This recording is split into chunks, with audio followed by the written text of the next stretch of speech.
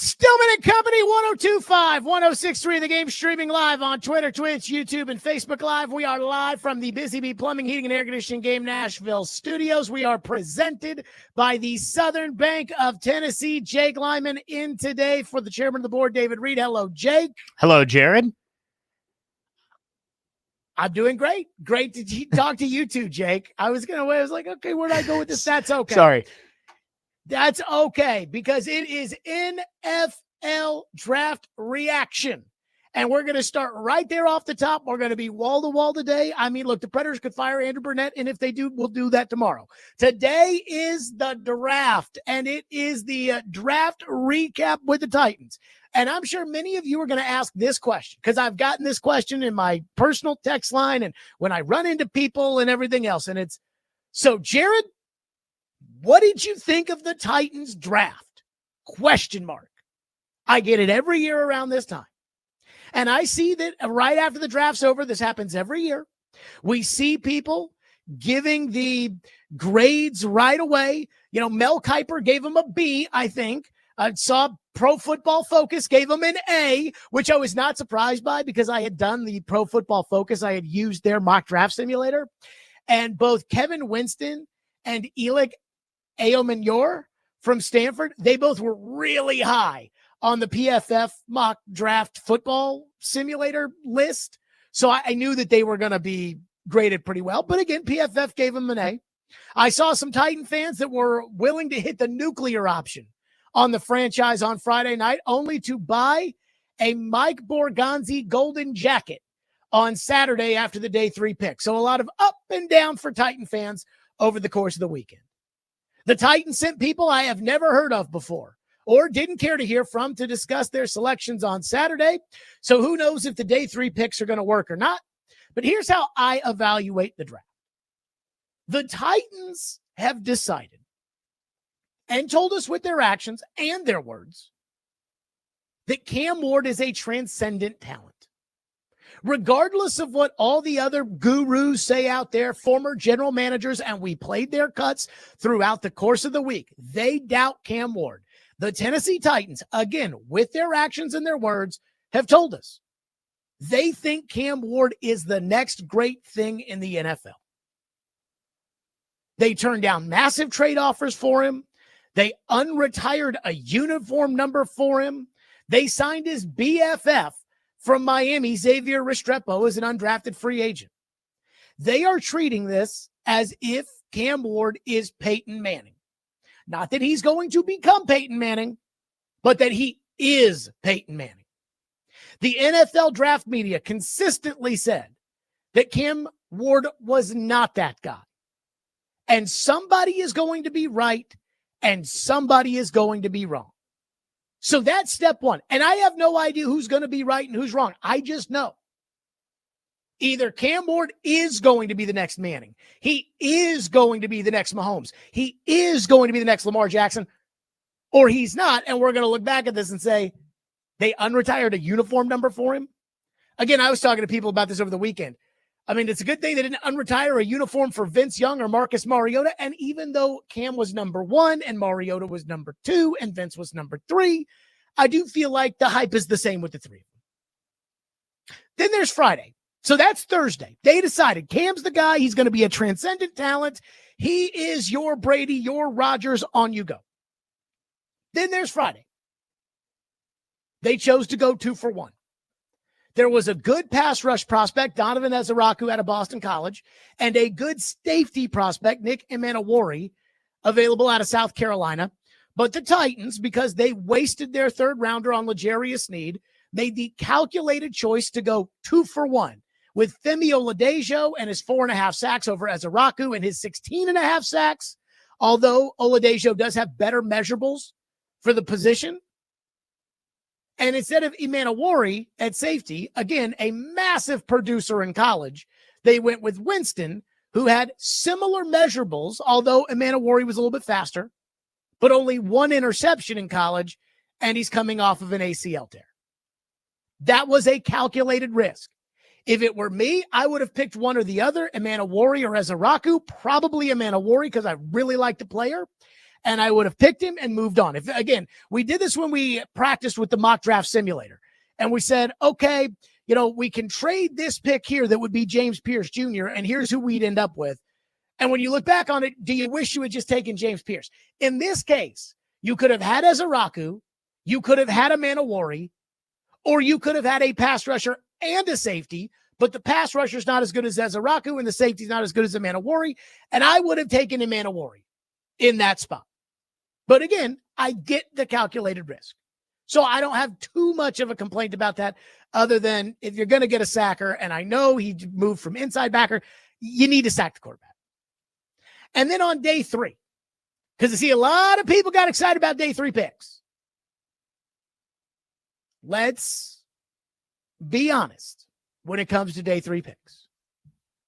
Every single day 3 pick who hits is the exception, not the rule. Amon-Ra St. Brown, Tom Brady, Elvis Dumerville even.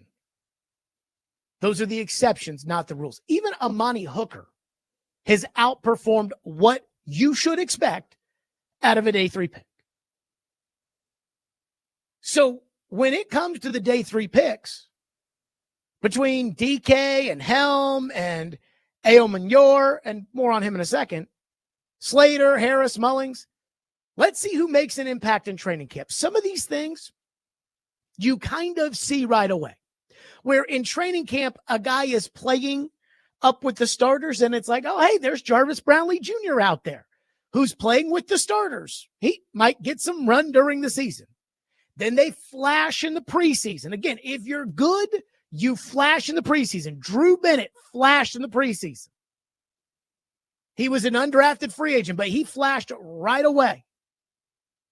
I remember when the Titans played a meaningless 4th preseason game back in the day of the 4 preseason games, and David Long Jr. against the Chicago Bears just constantly flashed. That's actually why I look at Bryce Oliver, and I would not go into the season with him as a starting receiver, but that's why I have some hope for Bryce Oliver, because in training camp practices last year, I kept seeing Bryce Oliver make plays, and I'd be standing there and I'd look and go, who the hell is number 80? And I'm like, oh yeah, it's Bryce Oliver. And then in the preseason, oh, hey, it's Bryce Oliver. And so you see these guys right away that kind of pop through early on. You'll know it in training camp. You'll know in the preseason if somebody's going to be a contributor or not, with the exception of Slater, who offensive linemen are different in terms of how you develop them. But when it comes to the day 3 picks, it's a dartboard thing, man. Just take as many throws at the board as you possibly can. And we'll see if these guys find their way into the lineup or not. But I do like the throws at the dartboard because DK is fast with a 4.3 440 and produced with 783 yards and 18.6 yards per catch last year at Florida. Ao Manyor has medical red flags, but he produced in college, toasted Travis Hunter, and a pick at the end of the 4th round. I'll take the medical risks of he tore up his knees a bunch in high school and college. Again, it's different when it's the 2nd round and when it's the 4th round. So when I walk away from the draft, I have a feeling that I understand what they did, regardless of whether or not it's what I would have done or what they would have done. I understand what they did. They took a quarterback who they think is going to be the next Patrick Mahomes at number 1. Regardless of whether or not I think he's going to be the next Mahomes or whether or not you think he's going to be the next Mahomes, it doesn't really matter. They think he's going to be the next Mahomes. You could have offered him 5 number 1 picks and they would not have done it. So I understand that. They took a calculated risk on Friday night of going for the upside of 2 guys over the more sure production of 1 guy on Friday. They were able to check two positions instead of just 1, but you would have had more of a sure thing if you had picked at 35. And then they drafted the traits on Saturday. That makes a lot of sense to me. Now, will any of these guys go out and be stars? Will this be the draft class we look back on like we look back on 2016 with Jack Conklin and Derrick Henry and Kevin Byard? Or is this going to be the draft class of 2019 with Simmons and A.J. Brown and Nate Davis and Amani Hooker and David Long? Or even the 1995 class? McNair at the top, Chris Sanders, Rodney Thomas, both contributors, and that's it. I have no way of knowing. And I'm not going to pretend that I have any way of knowing. Neither do you, neither does Mel Kiper Jr., and quite frankly, neither do they. But I hear the Titans talk a lot about process and that we got to have a disciplined process here. And it's about the process. And this goes all the way through the process. And I'll say, at least their decisions make sense. This isn't 2015 when the Titans, the worst team in the NFL with 2 wins the previous year, drafted a fullback in the 4th round. They didn't take a bunch of injured guys up front. They didn't do anything overly reckless. Even the Ward thing, which I don't agree with, him being the next Mahomes. If they think that, and they do, that's who they should draft. So all in all, when you ask me, Jared, what did you think of the Titans draft? What I will say today is I understood what they were thinking. Doesn't mean I liked every pick. Doesn't mean I would have done what they did. But I understood what they were thinking, which over the last handful of years, whether it's drafting the injured Caleb Farley in the 1st round or some linebacker from Georgia I had never heard of in the 3rd round, whether it was that or whether it was taking a right tackle and thinking he was going to be a left tackle, at least I understand what the Titans are thinking right now, which is a step, I guess, in the right direction. 615-737-1025, which is our phone number. We will get to your phones today. But coming up next, the decisions the Titans made over the weekend that I liked and the decisions that I didn't like. We'll hit them all up next. 615-737-1025. And then your phones today. It's Stillman and Company, 1025-1063 The Game.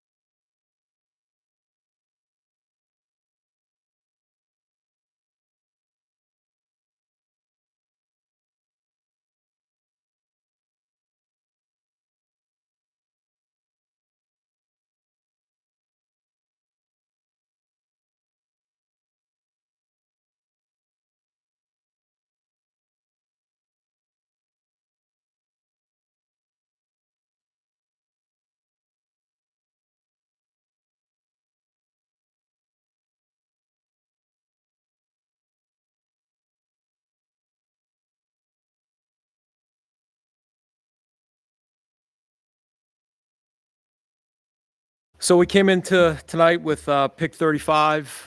We felt like we had a good volume on players in round 2. We wanted to get back up in 3. So we did that. We ended up, trading with Seattle there at 52 and then getting the pick 82 in the 3rd round back. So we felt good about that. It was a 17 spot move, and with the first pick there at 52, we took Femi Oladejo, the outside backer from UCLA. Femi is a tough, physical kid that really just started playing outside backer the 4th game of the season this year. He was playing Mike before. So he's developing as a pass rusher. So I think he has a lot of upside there as well. But I tell you what, he can set the edge. He's physical, he's violent. And, the kid loves football too.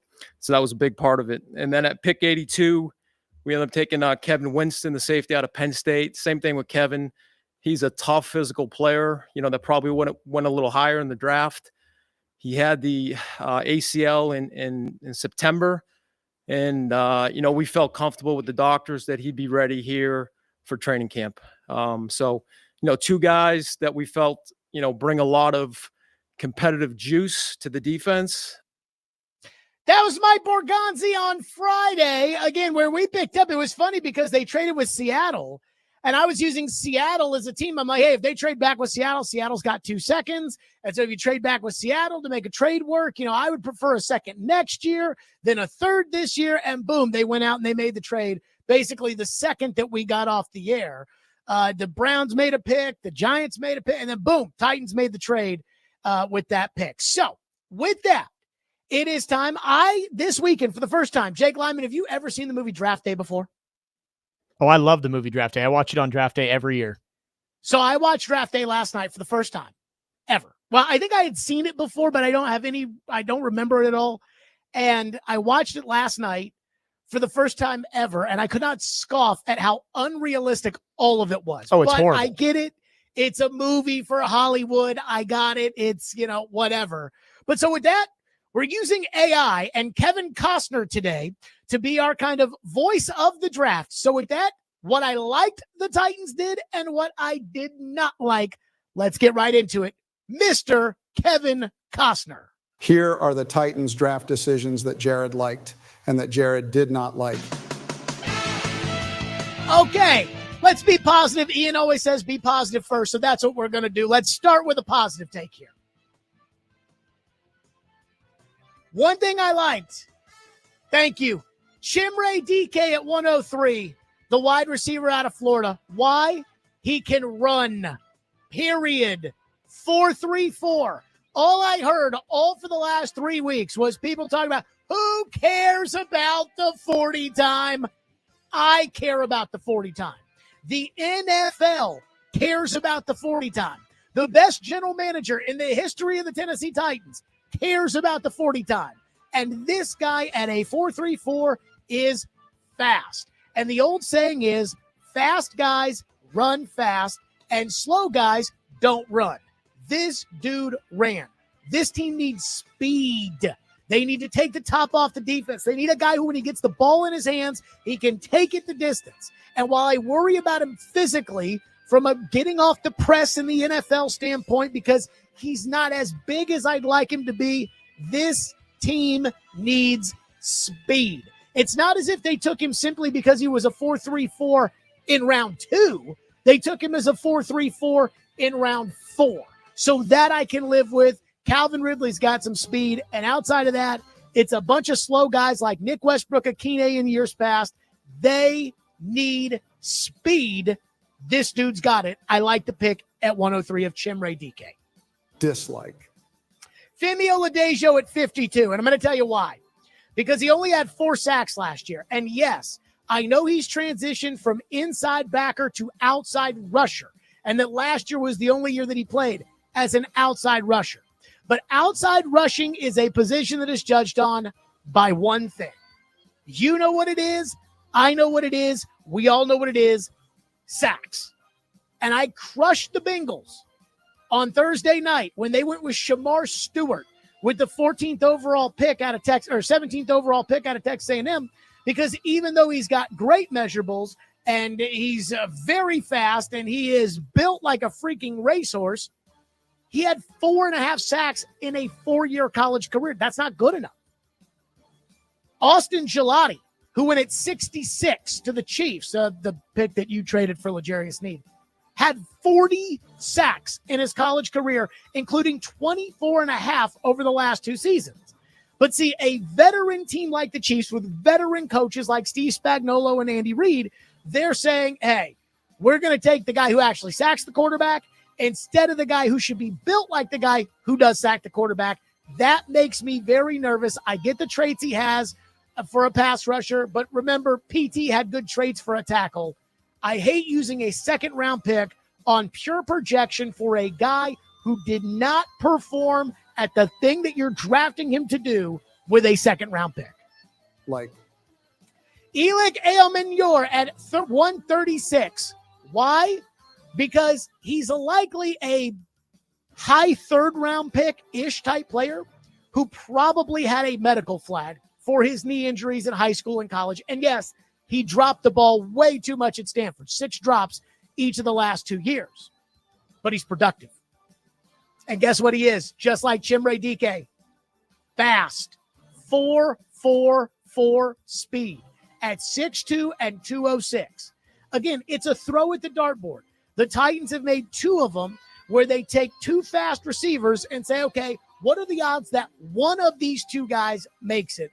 That I like. So the Elic Eomenyor pick, again, I know you people think all I do is sit there and bitch about what the Titans do. Saturday when I saw that pick, and I try not to get too excited about day 3 picks, but when I saw that pick, I said, okay, that's one I'm on board with right there. He's big and he's fast and he was productive in college. I like the pick of Elic Eomenyor at 136.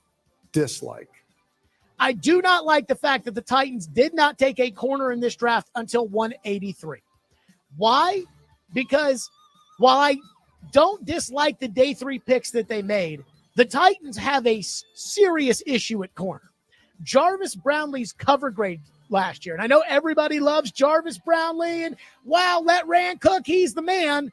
Jarvis Brownlee's coverage grade, according to Pro Football Focus, was 146th out of 222 qualifying corners, and he was penalized 9 times last year. And that's the one consistent foundational starter you have at the position. Roger McCreary's a nickel who's a pending free agent, and L'Jarius Sneed has a bad knee and might end up in jail. So while I'm not a draft for need guy, I get it. But the corner depth on the Titans is very concerning, and I just don't know how you're going to get better at corner when you don't sign any of them and you wait until 183 to pick a corner. It's like, okay, well, Jarvis Brownlee and Baker and those guys that played last year, I guess they'll just have to play again this year, and we'll have to hope that it's better than 146th out of 222. I like the shots the Titans took at wide receiver. I know I've already highlighted each guy, but add Xavier Restrepo as an undrafted free agent into that group and add Tyler Lockett in the signing that they made. I like, again, the throws at the dartboard. They drafted 2 guys who can run. They drafted a veteran who is consistent and plays in all the games, and an undrafted free agent who was productive in college. Now, he can't run, Xavier Restrepo, but he was productive in college. Surely one of those guys or more can contribute. Again, 2 fourth-rounders, $4 million for Lockett, and a UDFA spot for Restrepo. I don't love the idea of signing Cam's buddy when I think Cam needs to be bonding with his current receivers, like actual NFL players he's going to throw the balls to, not Scarbini from college. But again, when looking at it in a vacuum of this weekend, it went from Calvin Ridley, Van Jefferson, and Bryce Oliver to Calvin Ridley, Tyler Lockett, Van Jefferson, Chimere Dike, Elic Eomenyor, Xavier Restrepo, Bryce Oliver. I think that they've got a shot to have a couple of hits there. So I like what they did this weekend, including Lockett and Restrepo at wide receiver. Dislike. I dislike Friday night's trade. The Seahawks took advantage of the Titans' desperation to get back in the 3rd round. The Titans barely won the trade. according to the trade chart. We're talking like 10 points, which is like a 7th round pick. You know, the difference between what they got in return and what they gave up. Usually, the team that trades down, you look at these trade chart metrics, and the team that trades down wins constantly. I mean, Cleveland absolutely robbed Jacksonville for that trade on Thursday night. The Rams ended up picking up, I believe, a 3rd round pick in value with what they got out of the Falcons. You didn't really get a lot of value as far as the trade with Seattle was concerned. And that's saying something because, once again, the team that trades down on day 1 or day 2 usually win by a lot. The Rams, you traded the 35th pick, didn't get much value. The Rams last year traded for the 39th pick and gave up the most value, I think, in the history of the 2nd round. The Seahawks, I think, also got one over on the Titans because they traded away pick 52 and not pick 50. Now, I don't think the Titans would have drafted Elijah Arroyo, but I do wonder if Seattle's like, no, we're not going to deal pick 50. We'll give you 52 because we don't want you taking Cam Ward's tight end. So we're going to give you the weaker of our 2 second-round picks. And that bothered me a little bit. It just kind of felt like the Titans felt like they had to make a trade on Friday night and not like they felt like they had to make a good trade on Friday night. And so I have to say I disliked it simply because I'd rather have had Ezeraku or Emanawari instead of Oladejo and Winston. So that's what I liked and what I disliked from the entire weekend for the Titans. Again, I love the speed they drafted at receiver. 615-737-1025. We'll get into your phone, 615-737-1025. Plus, the Titans have gone out of their way to not draft injured players, not sign injured players in free agency, not any of those things. And then on Friday night, they drafted somebody who's hurt. Got a quick thought on that, which we'll get to next. Stillman and Company, 615-737-1025. It's 1025 and 106 for the game.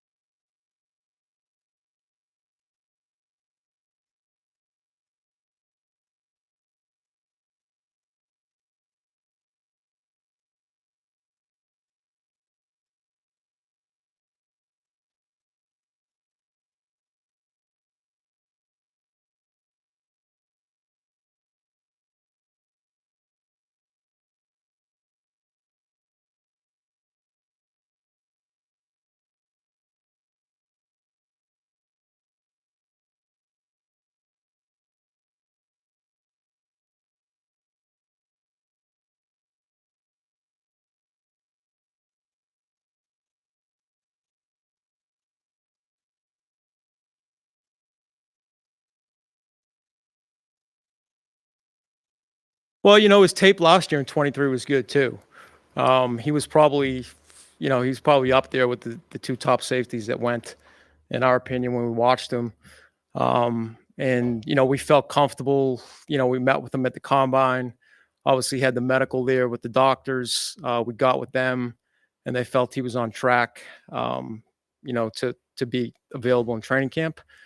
But we love everything that Kevin brings, though. He's tough, physical, loves football, all that stuff. So, and plus he's from DeMatha, where Denard Wilson went to high school. So that was part of it. Okay, there you go. That was Mike Borgonzi talking about Kevin Winston Jr., the safety out of Penn State that the Titans drafted in the 3rd round on Friday night. And I mean, when this came down the pipe, Titan fans were ready to go nuclear on Friday night. He's hurt. He's got a torn ACL. All right. I, as you know, dog them when they do something stupid and invest in somebody who's got a serious injury. For instance, Caleb Farley, Julio Jones in his hamstring, L'Jarius Sneed in his knees. I'm actually going to give the Titans a pass on the Kevin Winston thing because there are two things at play here when it comes into the context of drafting an injured player. Number one, this is an ACL. This is not a back injury. This is not a knee degradation issue. This is not a neck injury. There's not some sort of exploratory surgery that's been done on this guy. It's a torn ACL. And in 2025, we know how to fix torn ACLs. When it comes to the Abdul Carter foot injury, there are guys that play that position who have never, ever been the same after they have the surgery. I'm not using the 3rd overall pick on somebody who's hurt. But a 3rd round pick in the 80s is not the same as the 3rd overall pick or the 1st overall pick. There are guys that I wouldn't draft because they're too slow, or guys I wouldn't draft because they're too hurt, or guys I wouldn't draft because they've got a history of missing games in the 1st round or in the 2nd round. But it's a totally different thing when we're talking about the 3rd round. And it's a much different thing when we're talking about the 5th round or the 6th round or something like that. So I have no issue with the Kevin Winston pick because of the torn ACL.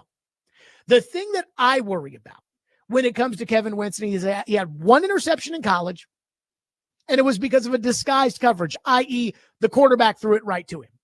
Whereas Nick Emanowori, the guy that I really wanted at safety, I mean impact game-changing safeties, which he may not be, but that's who I wanted, and I see that when I watch the tape after Trevor said, go watch Nick Emanowori, he's legit. Nick Emanowori had 6 interceptions in college, 4 last year, including 2 pick sixes. Now, granted, again, the 80s and the 30s are not the same, but I do not have an issue with taking a guy with a torn ACL in the 3rd round, especially a guy with a torn ACL in the 3rd round who ran the 40 at the combine. That means he's healthy enough. So that one I'm fine with. Phone lines are driven by WilsonCountyHyundai.com, 615-737-1025. Let's get to you today. Tristan is going to kick us off today. Tristan, thank you for calling. Thank you for waiting. You go ahead. Thank you for taking my call, Jared. I agree with you on Cam Ward. Like, I heard your talk with Chad Withrow, like, on Friday, and I agree with you that he's never started down. So I give the Titans a B+ in the draft. Like, the receivers, the tight end, like, I would have traded down, like, to get more picks, like, for the number 1 overall pick. And who's the safety you're talking about? Like, the one... Kevin Winston Jr. No, the one you were talking just right before I... Oh, Nick Emanowori. Where did he get drafted to? Or So the pick that you used, thank you for your call, Tristan, the pick that you traded to Seattle was used for Seattle to take Nick Emanowori. Now, let me just say this. Again, Seattle traded a 3rd rounder to you, and I don't know if this was the 3rd rounder from the Raiders for Geno Smith, but they traded you the 52nd pick, which came from Pittsburgh. So they traded you a 2nd and a 3rd round pick in order for them to draft Nick Emanowori. And I love Nick Emanowori, but Do you realize that's DK Metcalf and Geno Smith for Nick Emanwari? And I know that Nick Emanwari's on a rookie salary, and Geno Smith is making $40 million, and they signed Sam Darnold in free agency, so they didn't have to give up anything in order to do it. And I know DK Metcalf's making $30 million, so you're talking about like the difference in $60 million as well. But I think I'd rather have a quarterback in DK Metcalf than Nick Emanwari. And I love Nick Emanwari, but that's just something that kind of crossed my brain at one point. A bunch of you have asked into the text line. One texter says, do you like Gunnar Helm over Chig? Jared, what's your opinion on Gunnar Helm? No opinion on the tight end pick. So a lot of you want to ask about the tight end, the Gunnar Helm pick. So I don't love the Gunnar Helm pick, and I'm going to tell you why. Because it sounds like Gunnar Helm is a lot of what you already have. He's a receiving tight end who can't block. Now, Chig is a receiving tight end who can't block, but he drops the football too much. Wiley is a receiving tight end who can't block, but he gets hurt too much. So maybe Gunnar Helm, unlike those guys, won't drop the ball, but he's not as fast as Chig. He's not as big as Wiley. To me, it's kind of like, all right, let's put these three together, shake it up. Which ice cream flavor do you like the most? Helm's probably the most consistent. Chig is the most athletic, and Wiley is the biggest. But again, none of these guys block. And that's something I need the Titans to, with a young quarterback, to get a tight end who can block and who can catch. And it doesn't look like Gunnar Helm does that. So as far as the people asking about Gunnar Helm, again, I don't hate the pick because he was a very productive college player. Again, their big board has him ranked at the ESPN's big board. Okay, whatever. But it does seem like he went lower than the big boards thought he would go. But he doesn't really have like the athletic traits to develop into a star. And he doesn't really have the blocking to really be a tough-nosed tight end. And I think they need a little bit of that. 615-737-1025. More of your phone, 615-737-1025. If you want to weigh in, we got a lot of your phones to get to, so we'll go right to them next. Stillman and Company, the day after the draft, again, breaking it down for the Titans. I saw one person in the YouTube chat said, I think Jared secretly loves this draft. He just doesn't want to say it. Well, I wouldn't have taken Cam Ward number one. I didn't necessarily love the trade with the Seahawks. And the tight end, I'm okay with. But the two receivers I really, really liked. 615-737-1025. It's Stillman and Company, 1025 The Game.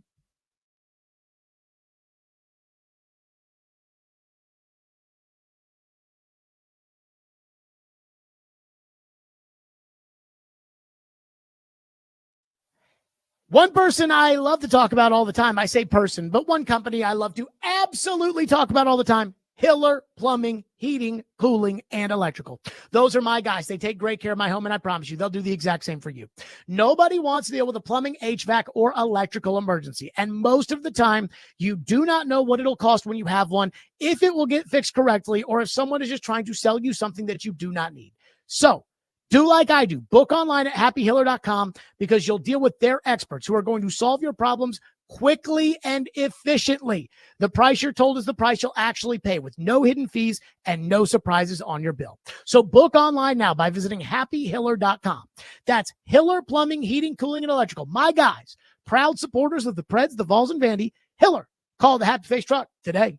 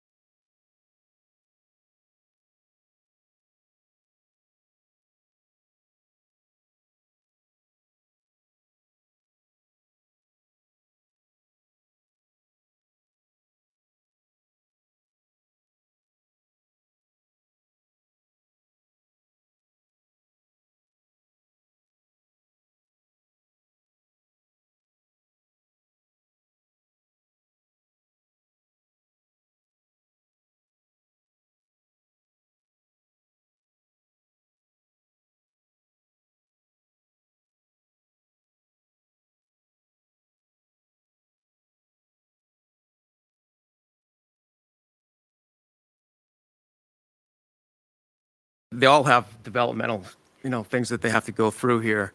But then once you start getting into the mid to later rounds and some of these guys, you're looking at some traits, speed at the receiver position with Ellick and DK.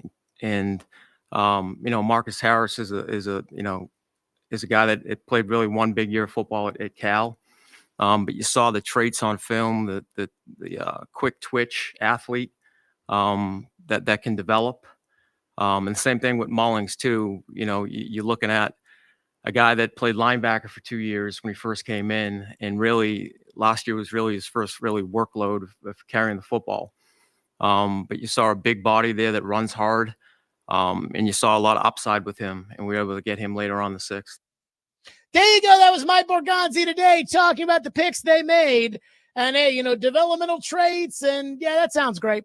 All right, let's go to your phones as promised. Mike has been waiting patiently and is up next on the Titans draft. Mike, thank you for calling. Go ahead.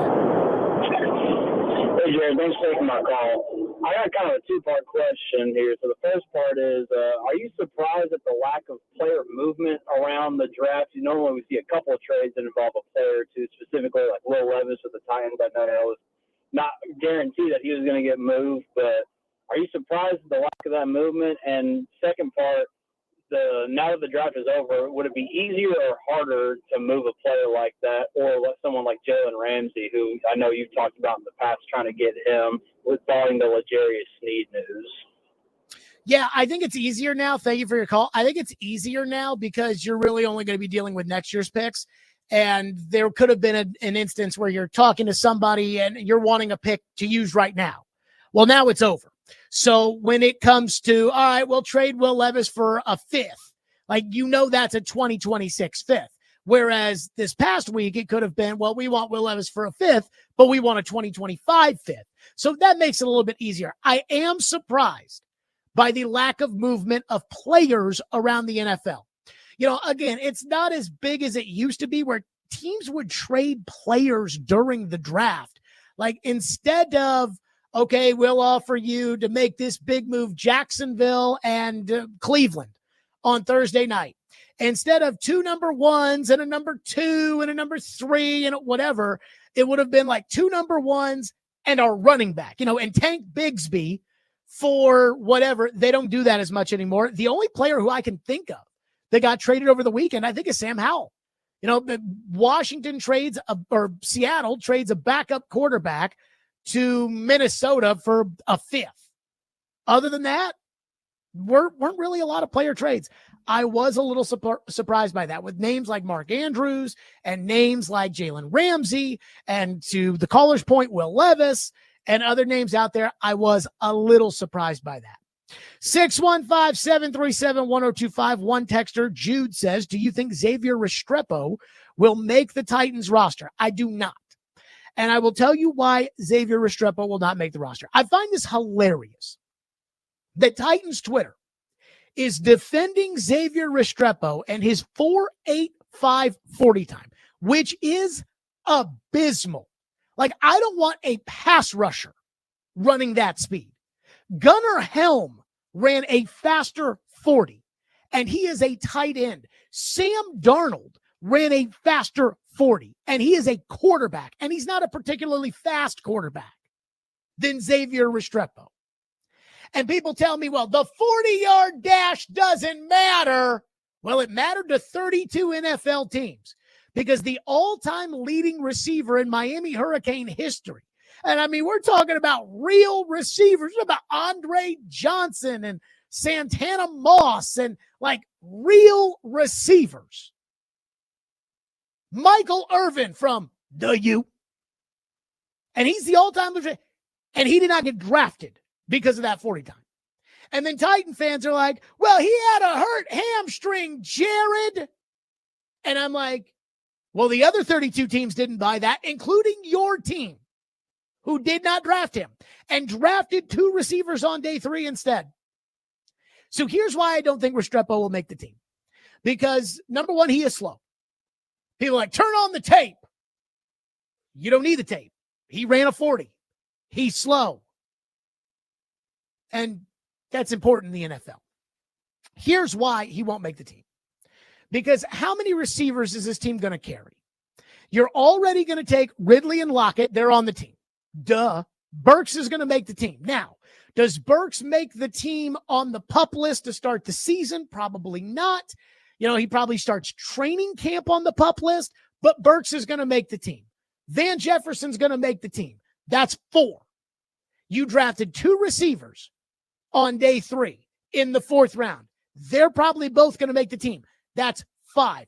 Now, Xavier Restrepo has to beat out Bryce Oliver and every other undrafted free agent out there. And I just don't think he's going to do that. I absolutely think he could be on the practice squad. I do not think that he's going to make the team.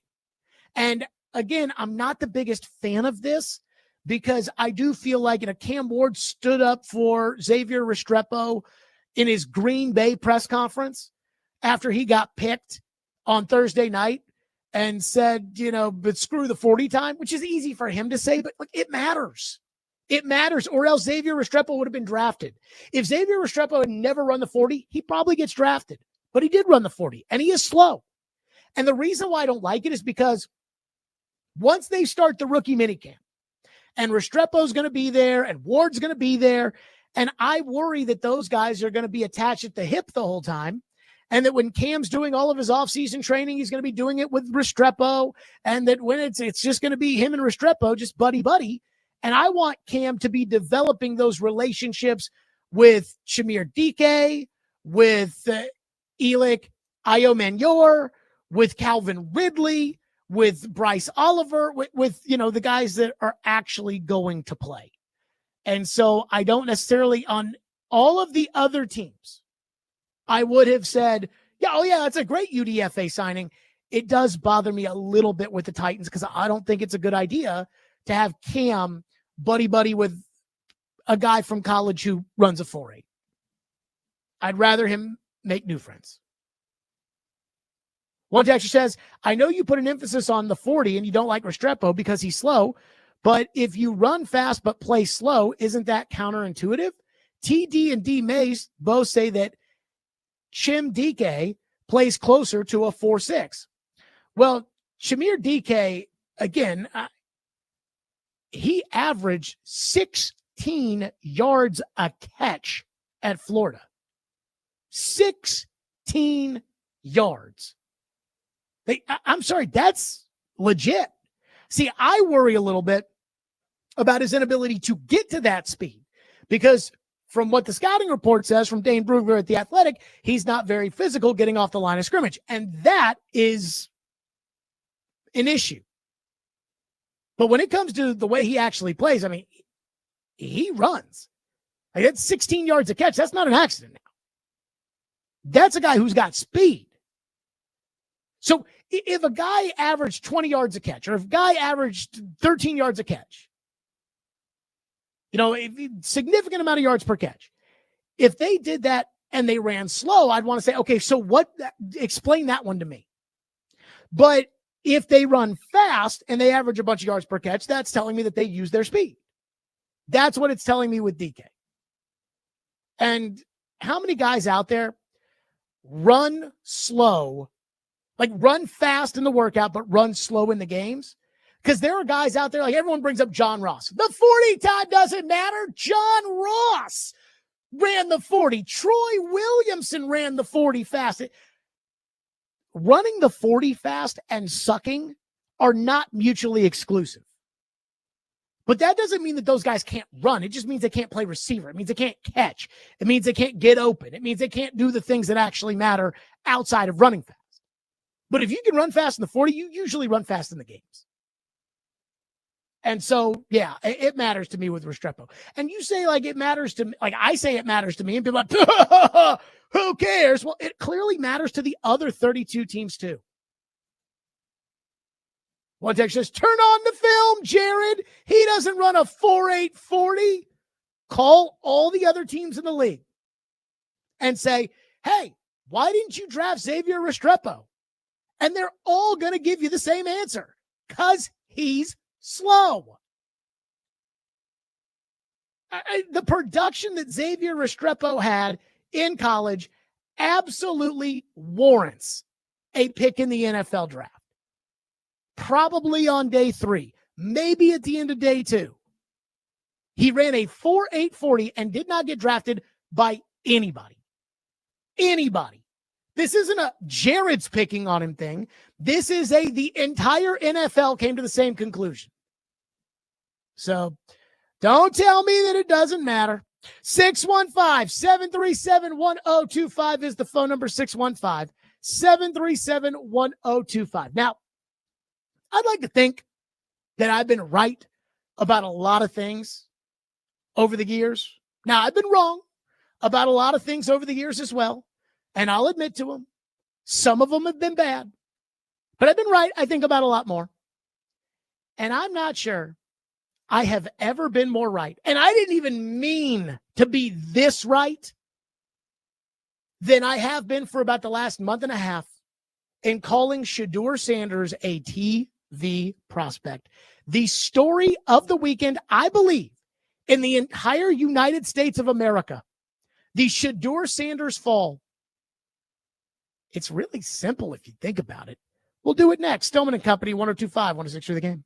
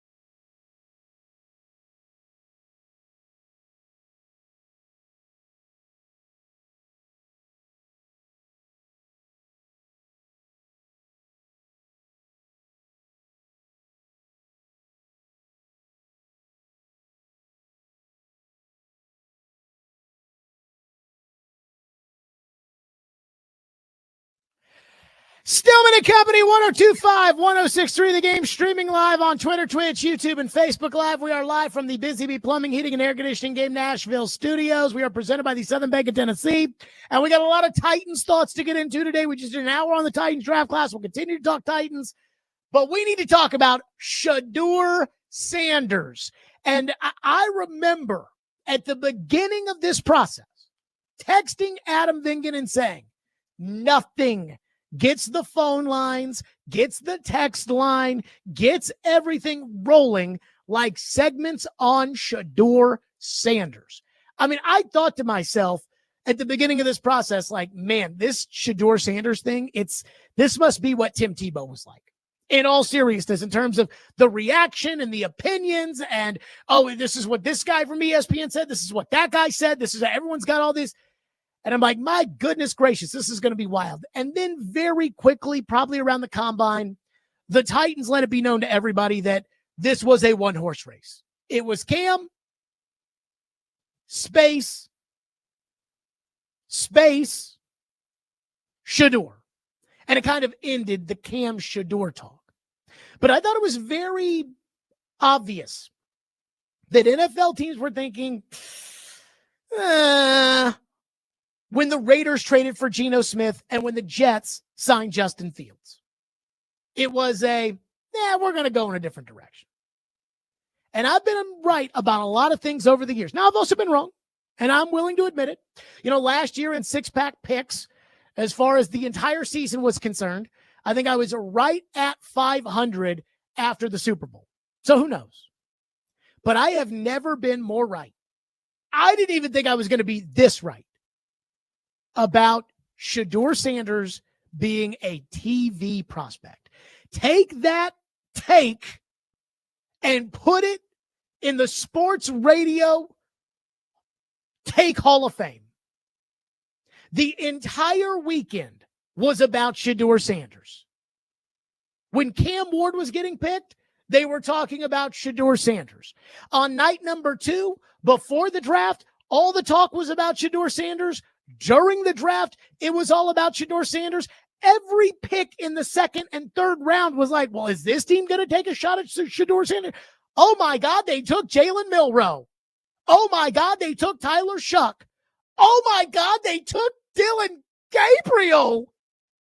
They didn't take Shedeur Sanders. Not to let you in on the, kind of, I said, not that anybody cares about my own inconveniences. But apparently getting a passport for a baby is the biggest pain in the ass in the world. And if you want, the term walk-in appointment at the post office is very misleading. It's really a get there at 5 o'clock in the morning and hope you get one of their walk-in slots, which is what I had to do on Saturday. So on Saturday at 5:30 in the morning, I'm sitting there on the floor at the Brentwood post office waiting to get a passport walk-in slot. And I'm just listening to all the draft breakdown from Friday night spilling into Saturday. And it's Shedeur, and Shedeur. The entire weekend was about Shedeur Sanders. The ratings reflected it because they were massive for Friday night. And the president of the United States posted about Shedeur Sanders. He got picked in the 5th round. That is the definition of a TV prospect. Hear that, Joe Rexrode? I still love you. Hear that, TD? I still love you. Hear that, Solomon Wilcots? I still love you. But let me tone down the gloating for a second by saying this. Shedeur Sanders as a player is far better than the 5th round. I watched every game Tyler Shuck played at Louisville. Shedeur Sanders is a better player than Tyler Shuck. I'm just going to tell you that right now. He's better than Jalen Milroe. He's better than Dylan Gabriel.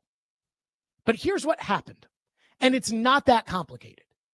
The NFL evaluated Shedeur Sanders and decided that he is not a difference maker. And if we're not going to get a difference maker at quarterback, it's not worth what comes with it. And that's the case with every single player. They evaluated Caleb Williams, and they thought Caleb Williams was a difference maker. So even though Caleb Williams can be a pain in the ass and he's conceited, and he's a crybaby, and he paints his nails, it's worth the risk because we think Caleb has that kind of game. They do not think that about Shedeur. The attitude, the entitlement, the television cameras, the social media following, Deion's opinion, Deion's friend's opinion. It's too much. It's too much for NFL teams to say, yeah, we're going to take a guy who maybe has a chance to be good, but doesn't have the size, doesn't have the arm talent, doesn't even necessarily have the accuracy, even though his completion percentage was high in college, his accurate target. He threw a wobbly football at his pro day. So if we take him, we're going to have to deal with this mega distraction. And again, you can't say it's not a distraction when the president of the United States is posting about Shedeur Sanders. And then you have to ask yourself, who can take on that kind of baggage in a player who's not for sure going to be your starting quarterback? Like, imagine the Titans. They draft Cam Ward, and they start 1-4 with Cam Ward at quarterback, and Shedeur is the backup. Boy, there wouldn't be any talk there, would there? So no team with a young quarterback could take Shedeur Sanders because all the practice reps need to go to the young quarterback. All the development time needs to go to the young quarterback. The backup needs to be some guy like Brandon Allen, like Mason Rudolph, like Mitch Trubisky, like that just hand him the clipboard and say, just stand over there and show the young guy what to do. That's not Shedeur. So no team with a young quarterback can take him. So that takes out roughly half the league. We had 6 quarterbacks drafted in the first round last year. We had 1 quarterback drafted this year. And Bryce Young, CJ Stroud, all those guys, Anthony Richardson, another year. So that's at least a third of the league right there. No team with a mid-level starter could take on Shedeur Sanders. If you've got Derek Carr as your starting quarterback and you draft Shedeur Sanders, the number one topic on ESPN every day is going to be, should Shedeur Sanders start over Derek Carr? Should Shedeur Sanders start over Kyler Murray? So now that takes out every team in the league that is not Kansas City, Buffalo, Baltimore, Cincinnati, maybe the Rams, Eagles, teams with established starters where, again, if Shedeur Sanders were drafted to the Eagles, they wouldn't have conversations about whether or not Jalen Hurts should be the starting quarterback. So there's, maybe 10 teams there? Maybe 10 teams that could have taken Shedeur, and there would be no question still as who's the starter. And all the teams with good quarterbacks need to use their second and third round picks on players that are actually going to play in the game. I mean, look at the Chiefs. They're drafting defensive linemen and offensive linemen because they need those guys around Patrick Mahomes. So that's why. It's really that simple. That's why Shedeur Sanders didn't go. Teams with young quarterbacks, i.e. Carolina, Tennessee, with Cam Ward at quarterback, Washington, New England. New England shipped out Joe Milton, who has way more arm talent than Shedeur Sanders does because they don't want the distraction in the room from Drake May. So no team with a young quarterback can take him. No team with a mid-level quarterback can take him because, again, if you've got a mid-level quarterback and you draft Shedeur Sanders, every second of every day that you don't win, that moment is going to be, what about Shedeur Sanders? Like, it can't be like Hendon Hooker, who goes in the third round of the Lions and is a backup, and we'll see if he ever makes it. I don't know if he will. I thought Hendon Hooker was going to be a starting quarterback in the league. We'll see if he makes it. I don't know. But Hendon Hooker is living in oblivion. He's living in obscurity. And that's fine for a backup quarterback. But Shedeur would never live in obscurity. He's Shedeur Sanders.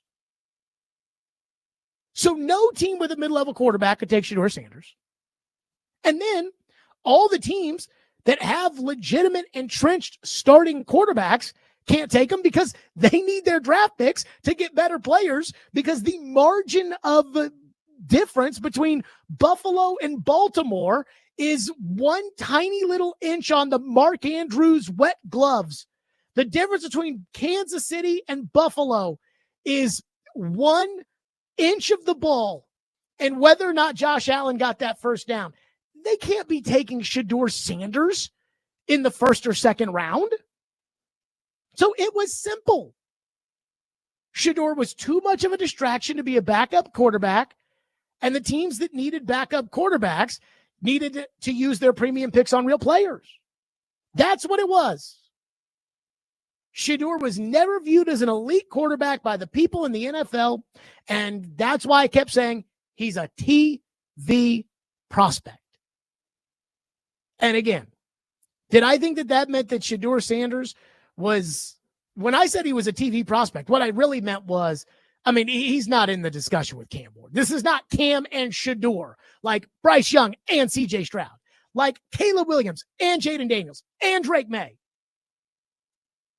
No. This is like Kyler Murray and Daniel Jones, where there's a massive gap between the two. That's what I really meant, not he'll go in the 5th round. But damn, if I wasn't right, I mean, TV spent the whole weekend talking about Shedeur Sanders, and everybody watched. And now he's the 5th quarterback on the Browns. 615-737-1025, which is our phone number, 615-737-1025. Now, there's another thing that we do have to talk about, and I find this to be very disingenuous sometimes when people in the media talk about the media, because I'm like, you are the media, and I am the media. But the media got it wrong on Shedeur Sanders, and I know exactly where they got it wrong. I want to hit that next here on the program, 615-737-1025. It's Stillman and Company on 102.5 and 106 for the game.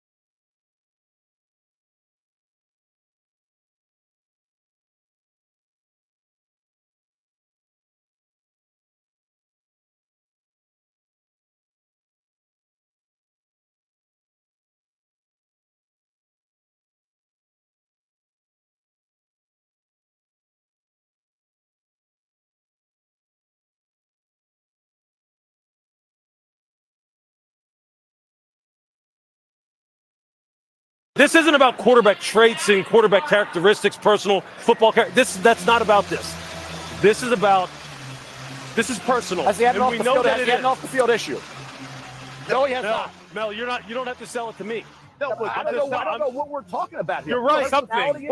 You're right. Yes. You're right. But you know what? But Mel, the draft has spoken. That's right. That's the key, Mel. It's not putting a value judgment on whether those who passed it right or wrong. They did. Yep. So now, whenever you're in circumstances in life, whether you like them, whether you don't like them, whether they're fair or whether they're unfair, you might have to deal with them. That's and right. now Shadur Sanders has to deal with everything. And for whatever reason, whether he played a minute, microscopic percentage, 0%, or it's a legitimate criticism of the way he conducted himself during the draft process, this was the result. Yeah. Now he has an opportunity to answer it. I think yelling at the NFL about it is not. There's not a Quarterback. Boomer Esiason was not happy when he was the second round pick. Tom Brady was not as happy. They dropped. How'd they turn out? And you know what? Nobody's arguing that. My that point can is, happen. Race, the NFL has been clueless for 50 years when it comes to evaluating quarterback. Clueless. They have no idea what they're doing in terms of evaluating quarterback. That's proof. There's proof of that. They say we know exactly what we're talking about with quarterback. They don't. There you go. That was Mel Kiper, one of his many, many pity parties in favor of Shadur Sanders over the weekend. Somebody texted into the text line and said Mel Kiper was embarrassing this weekend. I actually disagree. I think that Mel Kiper is exactly Mel Kiper. I used to ask Floyd, I said, Floyd, how much do you care about what Mel Kiper says? And he looked at me and goes, not at all. I said, so do you like Mel? He's like, oh yeah, we work together at ESPN. I love Mel. I said, but you don't care what he thinks? No. Mel Kiper is a TV draft analyst. He's there for TV. That's what he's there for. He's not there to be, right. He's not. He owned the weekend. He owned it. The biggest story was Shadur. He was on it from the beginning.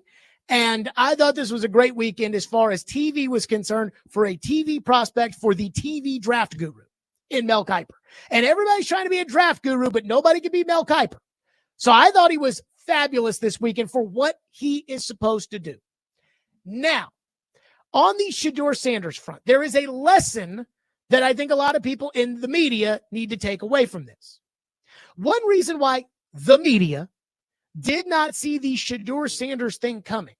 And again, I didn't see a slide to the 5th round. Now, I was not shocked when he fell out of the 1st round. I had an agent tell me that he pissed off a bunch of teams at the combine with the way he was acting. And so I was not shocked when he didn't go the 1st round. I was surprised when he didn't go by round 3 and Dylan Gabriel went off the board. But the one thing that the media did not see when it came to Shadur Sanders was every time during the draft process, when somebody would either come out with valid information or a valid opinion as to why Shadur Sanders may not be a good choice as far as a QB is concerned, it was shot down every time.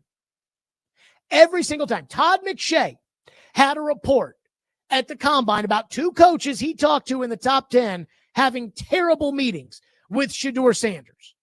And Josina Anderson immediately came out and basically said that was a racist report from Todd McShay, who is not racist.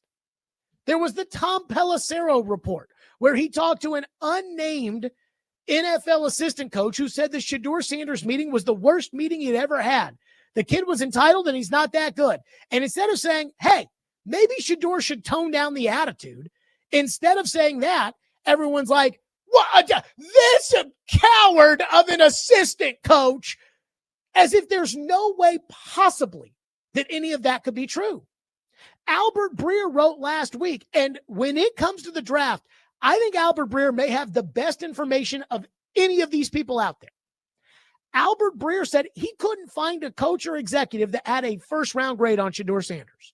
But every time somebody brought up a concern, It was finger in the face. How dare you? That's racist. Why are we doing this to Shedeur? What? Nobody does this to anybody else. And funny, nobody does it. We did it to Will Levis 2 years ago. What are we talking about? But they didn't want to hear it. So instead of these nuanced conversations about whether or not Shedeur was any good, it was just every time you said Shedeur wasn't great, or anytime you said, hey, maybe Deion with his enormous platform is going to be a distraction. Deion's friends with everybody. So maybe teams kind of want to avoid that, because if Shedeur doesn't play well, then there's no way that it's going to be Shedeur's fault. He's Deion's son. So we're going to have to blame the coach. We're going to have to blame the offensive coordinator. We're going to have to blame the general manager. Oh, no, that's not it. I mean, I even go back to the discussion we had with Solomon Wilcots at the Super Bowl. And so I want to play this cut because I love Solomon Wilcots. And we always get into it every year at the Super Bowl, but I love him. And I value his opinion and everything else. But this to me was a perfect example of just the media and the inability to hear anything other than Shedeur's the best, Deion's the best, play the cut. Hate to say it, does the Deion circus scare you? Deion's not a circus. It's a show. Whoa. Okay, it's a show. So is Tom Brady. When he played, it was a show. Not until he became Tom Brady. He was a show for 22 years in this league. Aaron Rodgers quarterbacks come with certain flair. But if you're talking about the player's daddy, here's my thing. When you say show, I just think I don't know, maybe I misunderstood you. I think I'm gonna just say this. If you take a young man, you would want him to have a father that's really invested in that young man's growth, development, and their career. That's what Deion has been for him. He's been his coach, he's been his mentor, he's been his father. And I can't point to one thing negative in terms of what he's done in one of those roles with Shedeur that you could say, I don't want that. I don't want that. So when you tell me show, to me that sounds like a negative connotation that I can't point to anything that points to being negative. If you draft Shedeur, and we know the Titans' offensive line stinks. Well, tell me exactly what you're referencing. Don't expect me to answer that for you, because guess what? This year, that entire football team, the average grade point average for the entire team was 3.0, the highest ever in the history of the program. He took a team that won one game 2 years ago to a team that's playing in a bowl game. He's got two of the best players in this year's draft. You can't argue against any of these points that I'm making. not arguing against that. But then you throw me out the show. Okay, you see what I'm saying? Again, I love Solomon Wilcots. I do, but I'm like, do you think the Deion show could be too much for... How dare you? I don't know what you're talking about. They have a high GPA at Colorado. What are you possibly talking about? Okay. And so people just, they got shouted down every time they said anything negative whatsoever about Deion. And this is the result. The media is sitting there saying, I don't understand this. This doesn't make any sense to me. What's the matter? Again, they tried to tell you. Todd McShay tried to tell you after the combine when, hey, I met with these teams and they did not seem very happy with how Shedeur handled himself in the meetings. And oh no, he's a racist. And Tom Pelissero, he tried to tell you when he talked to that assistant coach, and instead it became about, the assistant coach slandering this young man. They tried to tell you. Again, I'm sitting there with Solomon Wilcots, and I'm not denying the fact that Deion Sanders has won more at Colorado than the previous coaches had won at Colorado or anything like that. But again, to act like Deion Sanders is not a show and that Deion Sanders is not going to cause problems and just assume he's not going to cause problems, that's hard for me to assume. And I don't think the teams assumed that. But when it came to TV, those media people, they didn't want to hear it. And then they were stunned when, again, that actually came to fruition.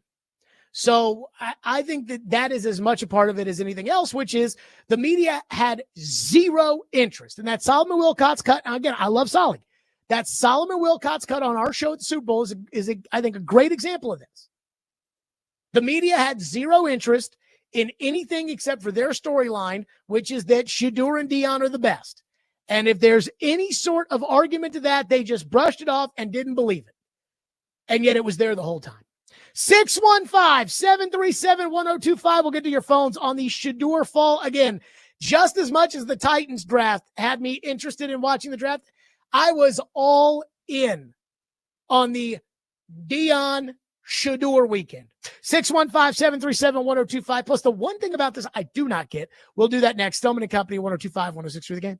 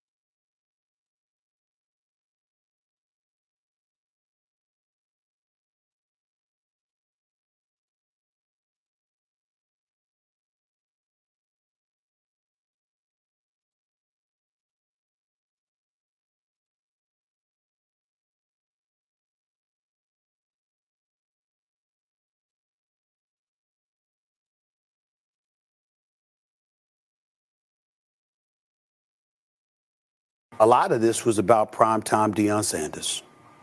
You can say whatever you want to the audience out there, to these idiotic trolls all over social media talking about, Shedeur Sanders wasn't that great or whatever. There is no one, I repeat, no one that looked at Shedeur Sanders and even had him less than the third best quarterback in the draft. This is a quarterback-driven league. This guy was considered one of the top 3 quarterbacks in the draft, and 143 picks came and went before you heard his name. Don't talk to me about football. I don't want to hear a damn thing about football. This ain't about football. This is about something else. And I said that even though it's different, I brought up the name Colin Kaepernick. And why? I didn't sit up there and throw a pity party for Colin Kaepernick. I knew his career in the NFL was over the minute that the NFL organized that workout for him at the Atlanta Falcons practice facility, which was led by Jay-Z and those cats and Roger Goodell and what have you. And he elected not to show up and instead tried to have the workout an hour and 20 minutes away. And he going to notify them 2 to 3 hours before the workout. I said, he is done. And I have no sympathy because, damn it, they tried to make it happen because the league had to do it because the owners didn't want to. Primetime Deion Sanders, hands are not clean in this. Shedeur Sanders, hands are not clean on this. If you go into an interview and people thinking that you brash and arrogant and what have you, and they think that they're going to have a problem working with you, that's partially on you. That was Stephen A. What a meltdown this weekend from Stephen A. Smith and this morning. I was a little disappointed on Friday because I didn't think Stephen A. brought enough heat when Shedeur didn't get picked. Then when I woke up on Saturday and I saw Stephen A. compare this to Colin Kaepernick, I said, there's the Stephen A. I know and love. 615-737-1025. By the way, I have the team that did pick Shedeur, Cleveland, in the 5th round. I have no idea what they're doing. If you take Dylan Gabriel in the 3rd round, like you're done at quarterback. And then they took Shedeur too? Huh? Let's go to Billy. Phone line driven by WilsonCountyHyundai.com on Shedeur Sanders has been waiting patiently. Billy, thank you for calling. Go ahead. Well, I agree with Stephen A. That was something like a Colin Kaepernick thing. I said a lot of people are on the radio show like Jared. How was it a Colin Kaepernick thing? Like Jared, because Deion Sanders is a proud, confident black man with a proud, confident black son. And if there would have been anybody else, Shedeur Sanders was better than every quarterback they've drafted, even Cam Ward. But you can't say that. You can't say that this is a racism thing because Cam Ward went with the first pick. So is that racist? Cam Ward went with the first pick. Jalen Milroe went. Is that racist that Seattle took Jalen Milroe ahead of Shedeur Sanders? Cam Ward ain't better than Shedeur or Jalen Milroe. Neither one of them. It was a personal thing. And a lot of these folks in the organization, everybody on the team is European, and they hate that his daddy is black and proud and his son the same way. They both got a lot of confidence, and they got to realize in 2025, racism is still here. Again, that would I can't thank you for your call. I can't accept that when Cam Ward was the #1 pick. I can't accept that. I mean, I'm sorry, but you mean to tell me all those same racist owners aren't racist when they take Cam Ward or are racist? It's like, yeah, they're really the grand wizard of the clan. Who's the quarterback? Cam Ward. I mean, I remember when the Kaepernick stuff went down, somebody called Floyd a racist, and he's like, I was a general manager in the NFL. My quarterbacks were Warren Moon, Steve McNair, and Vince Young. I guess I'm a real racist. That's the thing. Again, there was nothing racist about it. It was the fact that teams felt that Deion and Shedeur were obnoxious and that the talent that Shedeur had did not outweigh the distraction that Shedeur would bring with him to the team. Because, again, instead of saying, Shedeur did throw a wobbly football on his pro day. Shedeur didn't beat any good teams in college. Shedeur, instead of bringing those things up and having a valid discussion, everything turned into, you're racist. The NFL is racist. Josina Anderson kept posting it. She didn't say it, but she was saying it. every time somebody would say anything negative about Shedeur Sanders. Todd McShay just reported what he heard after the combine, which was two teams he had talked to in the top 10 said that Shedeur did not have good meetings, that Shedeur did not seem to care what those coaches thought. That is an issue. When you go into a job interview and you're like, yeah, I don't really give a rat's ass what you think of me, you're not going to get the job. Like, there are certain times where other people's opinions of you do matter. Job interviews, one of them. But no, it had to be, why aren't we saying this about the other guys? And it's like, because the other guys, not because the other guys are white, because Cam Ward wasn't white and they weren't saying that about him. Jalen Milroe wasn't white and they weren't saying that about him. But because the other guys, whether it's Milroe, Ward, Shuck, Dart, they weren't acting like total a-holes in these meetings. It's crazy. It's crazy. Yes, they didn't want Deion opining every day about their team. That has nothing to do with Deion's race and everything to do with Deion's personality. This idea Mel Kiper kept saying on the broadcast about Deion's not going to interfere, bull crap. You mean to tell me if Kyler Murray is the starting quarterback of the Arizona Cardinals and they drafted Shedeur Sanders in the 3rd round of the draft, and the Arizona Cardinals, as it feels like the Arizona Cardinals always do, start the season 2-5. You mean to tell me that we're not going to have screaming and crying across national TV about how Shedeur should be starting and Kyler Murray should be on the bench? Of course we're going to get that, and Arizona doesn't want to deal with that. So instead of setting themselves up to have to deal with it, they just say, nah, we'll go in another direction. That's what everybody did. And it wasn't just Arizona. It wasn't just Pittsburgh. It wasn't just any of these teams. It was all of them. Give me a break. Donald is up next here on the program. Donald, thank you for calling and thank you for waiting. You go ahead. Yes, sir. Can you hear me okay? Yep, go. Okay.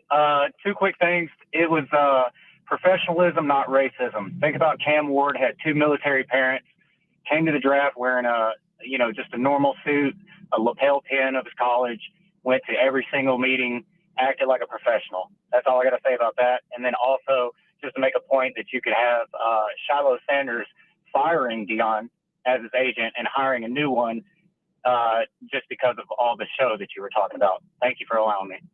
Yep, thank you for the call. I did see that where, and I actually will give Shedeur credit and give the Sanders family credit and everything else. Like, I'll give them credit because it seemed like Shedeur and Shiloh were not taking this as hard as they could have. And I thought that what the Falcons defensive coordinator son did to Shedeur was really uncalled for. And I thought that he handled it very well. So I do believe that. But again, this idea that there's anything more than just what to me was the obvious, which was the league felt like Shedeur's talent did not outweigh the baggage that came with being Deion's son and all the cameras and all the attention and everything else. I mean, again, even his draft week, everything's on camera. The NFL teams don't necessarily like that, especially from the backup quarterback. I think they prefer the backup quarterback be like Mason Rudolph, who you never heard from this year. We could play a cut of Mason Rudolph right now, who started like 6 games for the Titans. And if we played the cut out on the radio, I'm not sure you would know exactly who that is. I think you'd probably be like, who is that? More of your phones on Shedeur in the fall. I do love how at the beginning of this, I had a text to the text and said, nobody cares about Shedeur Sanders. I'm sorry. Everybody cared about Shedeur Sanders. It was the story of the weekend across the country. We continue next. 615-737-1025, Stillman and Company, 1025 and 106 for the game.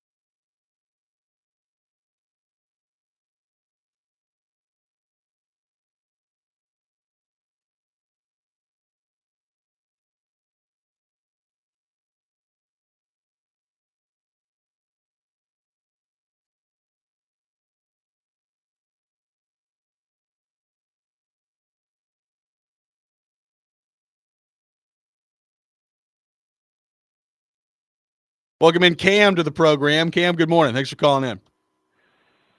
Good morning, fellas. How are you? You're good. Good. Hey, so I hate to do this to you, Joe, but got to hold you accountable for something you said on Friday. You said on Friday after talking to Stillman that if Shadur dropped to the 5th round, you'd admit that he was a TV prospect. He dropped to the 4th, right? No, he's in the 5th. He go in the 5th? He went in the 5th.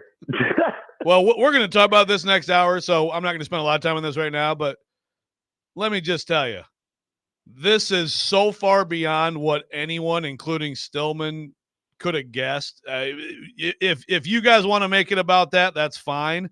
This is the most shocking thing I've ever seen in the NFL draft.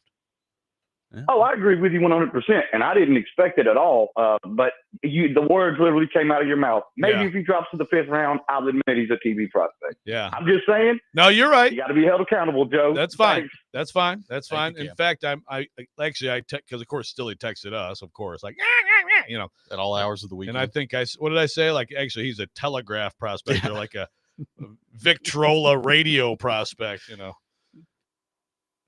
So that was Robbie and Rexroad this morning. I mean, I think that counts as Joe putting his hand in the air saying Jared was right, I was wrong. Shadur Sanders was, in fact, a TV prospect. I texted Joe, Caroline, Robbie, and Ian in our little group chat, and I said, Friday at 9:40 p.m., when does Joe have to admit that Shadur was a TV prospect? Joe said never. He has been demoted to a record player prospect. Robbie then said he can come play for the Vols, which at that point in time, the discussion being had on the NFL Network broadcast was Joel Klatt wondering aloud if Shadur Sanders could go back to college. That's how bad it got this week. Let's go back to your phones. As promised, Jason has been waiting and is up next on Shadur Sanders. Jason, thank you for calling. Go ahead. Hey, Jared, good to talk to you. I think if you want to think about this another way, if you want a perfect example of what happened here, just look at Deion's career. Deion could have all the attitude and all the swagger he wanted until he stopped playing like a Hall of Fame player. Then he couldn't get back on a team.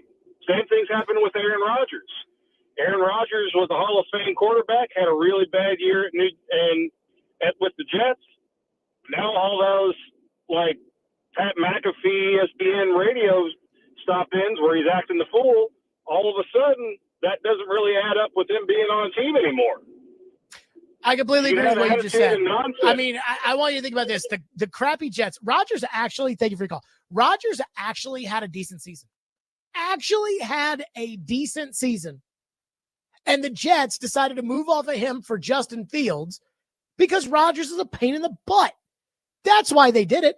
And the caller's exactly right about Deion's career. I mean, even think about Deion's baseball career. In 1992, Bobby Cox and John Sherholtz got very upset that Deion Sanders left the Braves to go play football on Sunday for the Atlanta Falcons. Now, Deion's thing was, I can do both in the same day. And Deion flew back and joined the team for Game 5 of the NLCS. They didn't let Deion play in the game because they were mad about it. But guess what? A week later in the World Series, Ron Gant had stopped hitting. Guess who was hitting? And guess who was batting second for the National League champions in the World Series? Deion. Why? Because they wanted to win. And because Deion and not Ron Gant was hitting the baseball. If the Atlanta Braves had found a way to win that World Series, they lost in 6 games. And a lot of these games came right down to the wire. I believe Game 2 came right down to the wire, and Ed Sprague hit a pinch hit home run off of Jeff Reardon. And I believe Game 4 maybe came right down to the wire in that series. And Game 6 went to extra innings. If Atlanta had won that World Series, Deion Sanders would have been the World Series MVP. And then once Deion couldn't hit anymore, they moved on from Deion. It's all about how you play. Again, Deion's got the big saying above his office. When he does these Zoom interviews, you see it right there. If you feel good, you play good. If you play good, they pay good. But you have to play good. It's about playing. One texter says, it was racist. They had no issue with Johnny Manziel or Baker Mayfield grabbing his crotch. I don't really know how to respond to that. First of all, I would love to know how many teams took Johnny Manziel off their draft boards. Just completely off. But again, they also didn't have to worry about, if we end up benching Johnny Manziel for Brian Hoyer, Stephen A. Smith's going to get on TV and Bucky Brooks and all these guys are going to get on TV and yell and scream about how stupid we are. Let's not do that. To me, it's incredibly simple. And I saw this coming to an extent. I mean, I didn't see the 5th round. I didn't see that coming, but oof. And I do not understand what the Browns are doing or what they're thinking. Steve is up next on the Titans. Thank you for calling and thank you for waiting. Steve, you go ahead. Okay, in this draft, I'm cool that the Titans drafted who they wanted to draft and whoever they got and the rest of the stuff. But with Shador, I said, and Deion, one thing you do not do, you trying to get a job, you do not say what you're not going to do. That's where they messed up.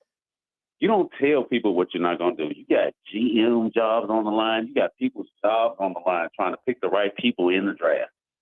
That's where they messed up.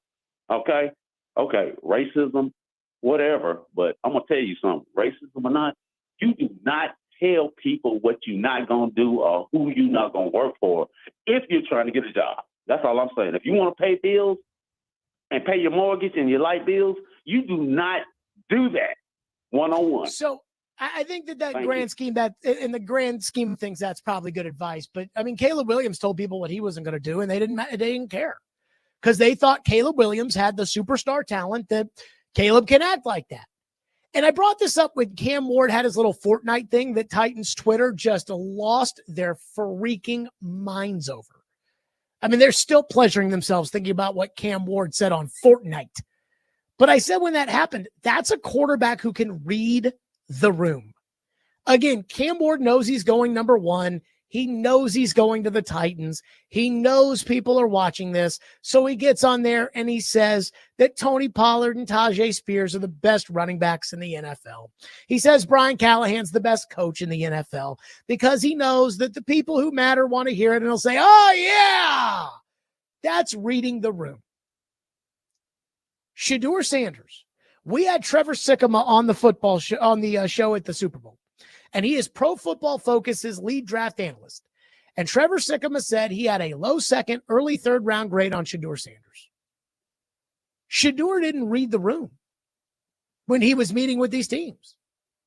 He thought he could go in and say, hey, we're going to do things the Shedeur Sanders way. The same way Peyton Manning, when he was a free agent, went to teams, Denver, Arizona, here, and didn't have to say it, but everybody knew we're going to do things the Peyton Manning way, okay?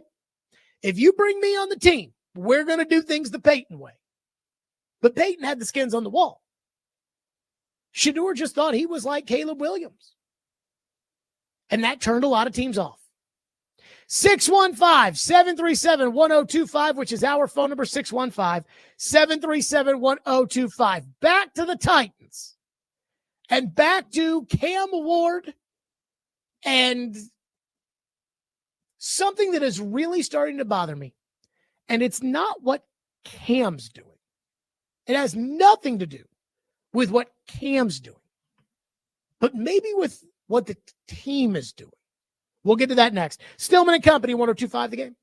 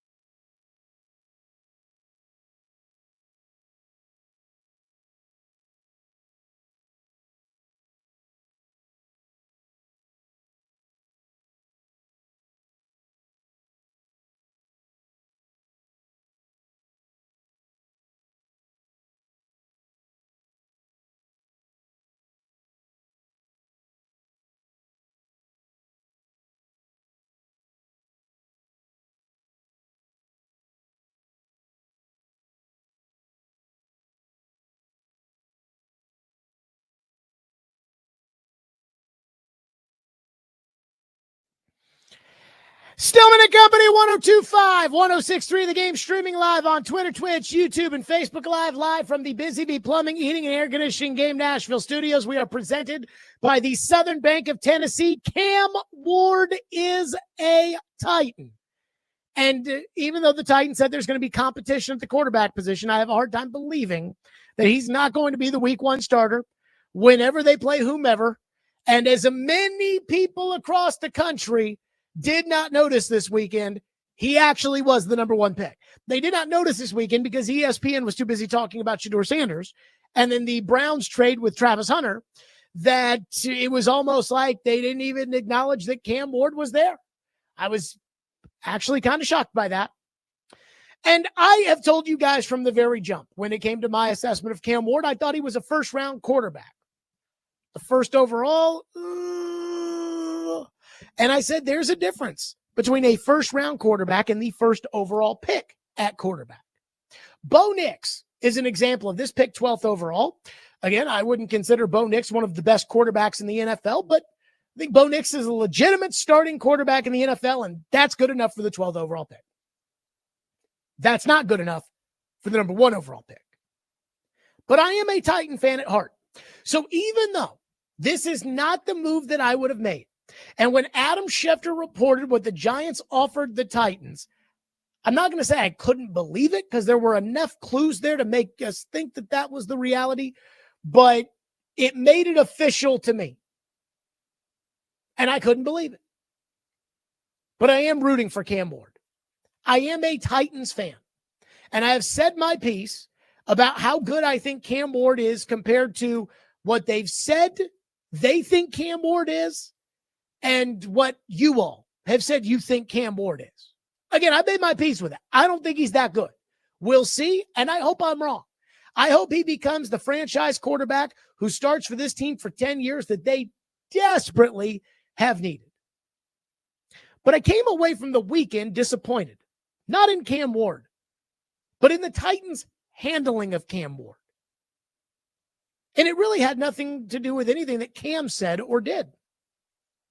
But I have a hard time after seeing, and I understand the excitement for taking a quarterback number one overall, and I understand the optimism that comes with taking a quarterback number one overall, and I understand the marketing aspect of taking a quarterback number one overall. I don't have a problem that they had a draft party at Nissan Stadium. I don't have a problem that when they made it official and they picked Cam Ward, that they shot off fireworks as if they had done something like scored a touchdown. I don't have a problem with any of that. But it crossed the line as far as I'm concerned. It crossed the line to where the Titans are treating Cam Ward like he's Peyton Manning. Not Peyton Manning when he was the first overall pick for the Indianapolis Colts, but Peyton Manning when he was recruited to the Denver Broncos. You know, the guy that had already had multiple league MVPs and a Super Bowl ring. That Peyton Manning had earned the right to tell management what he thought and what offense he thought they should run and what players he thought they should sign. Tom Brady did the same thing. He went to Tampa Bay and he told Tampa, hey, I want Rob Gronkowski. I want Antonio Brown. Tampa said, yes, sir.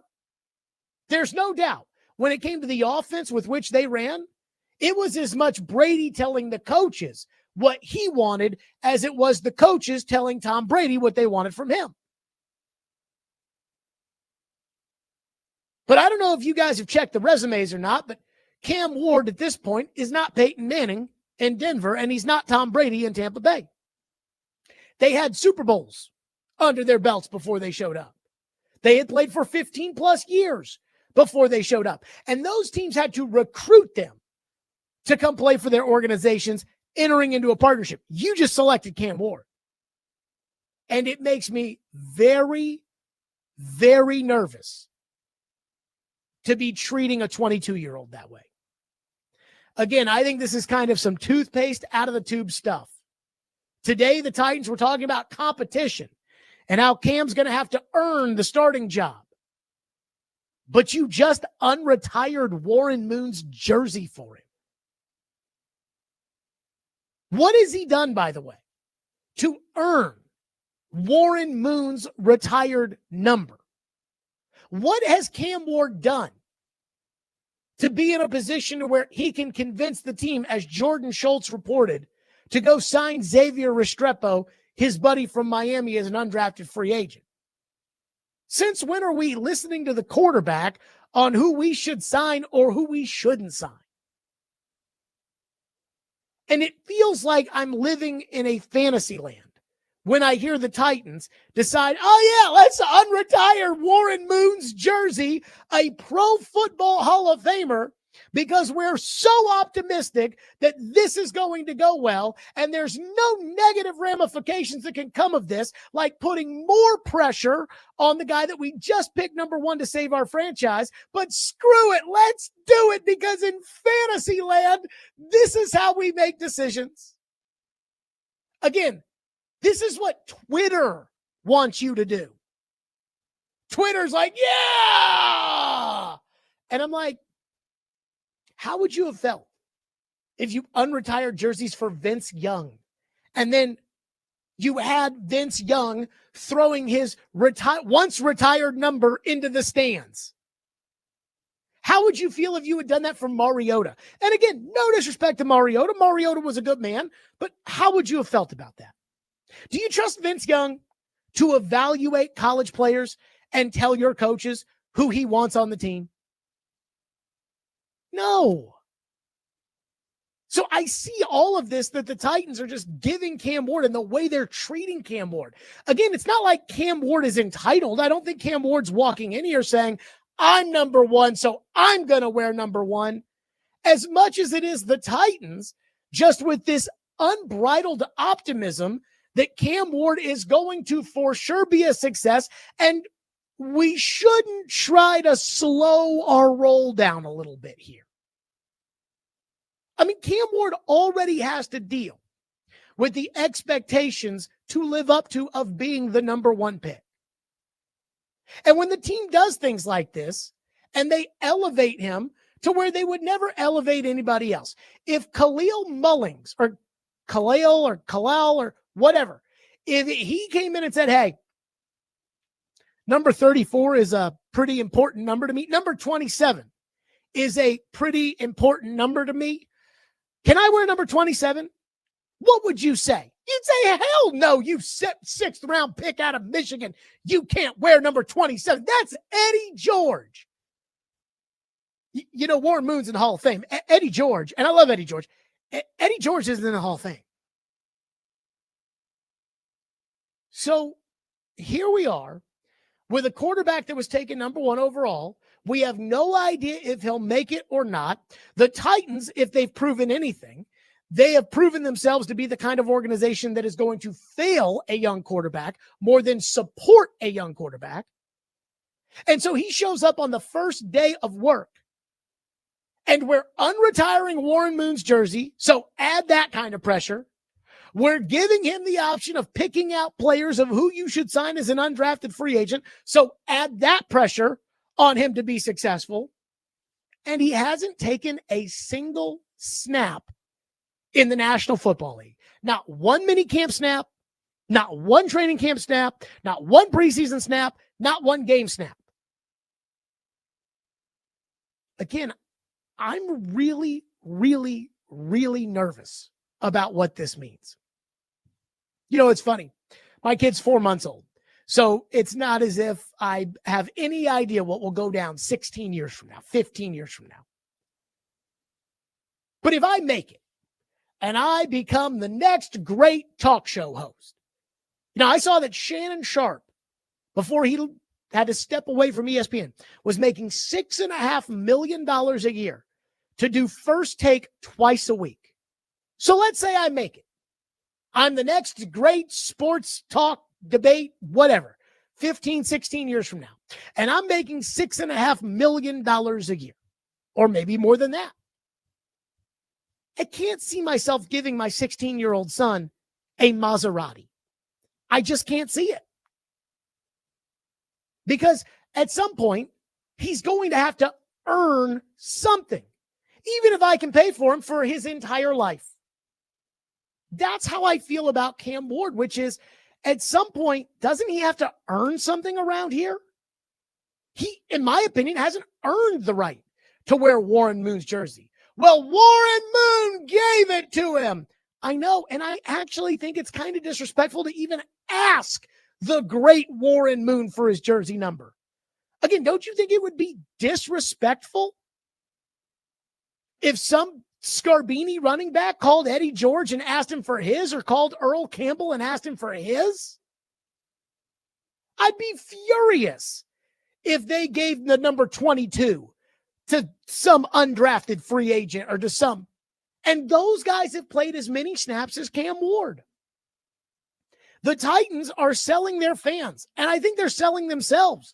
This idea that right now Cam is something that, again, maybe he'll become. I'm rooting for him to become this. I hope he becomes this. Let me just say, just because he's not Peyton Manning in Denver today does not mean that he can't be Peyton Manning. Just because he's not Tom Brady in Tampa Bay does not mean that he won't be Tom Brady. I hope he is, but he's not yet. And I just feel like it's a lot to give somebody in his position. It is a lot in terms of the expectations that you're adding on this young kid from the fan base and from your own internal organization. You wouldn't give A.J. Brown the number 1, but you're going to give it to Cam Ward? I've been very concerned with what I have seen in the 3 or 4 days since they drafted him. The way they've talked about him, the way they've compared him to Mahomes. And it makes me nervous that the Titans, because for whatever reason, whether it's because they're trying to market the hell out of him to sell tickets, or whether it's because they're so inexperienced they don't know better, but I'm worried that they're starting to coddle this kid and they're going to hurt him in the long run. 615-737-1025, which is our phone number, 615-737-1025. And I think Xavier Restrepo, I think he did a lot of good things in college. And yet I don't love the idea of signing him as an undrafted free agent for one particular reason, which I'll get to next. And your phone, 615-737-1025. Stillman and Company, 1025, 106 the game.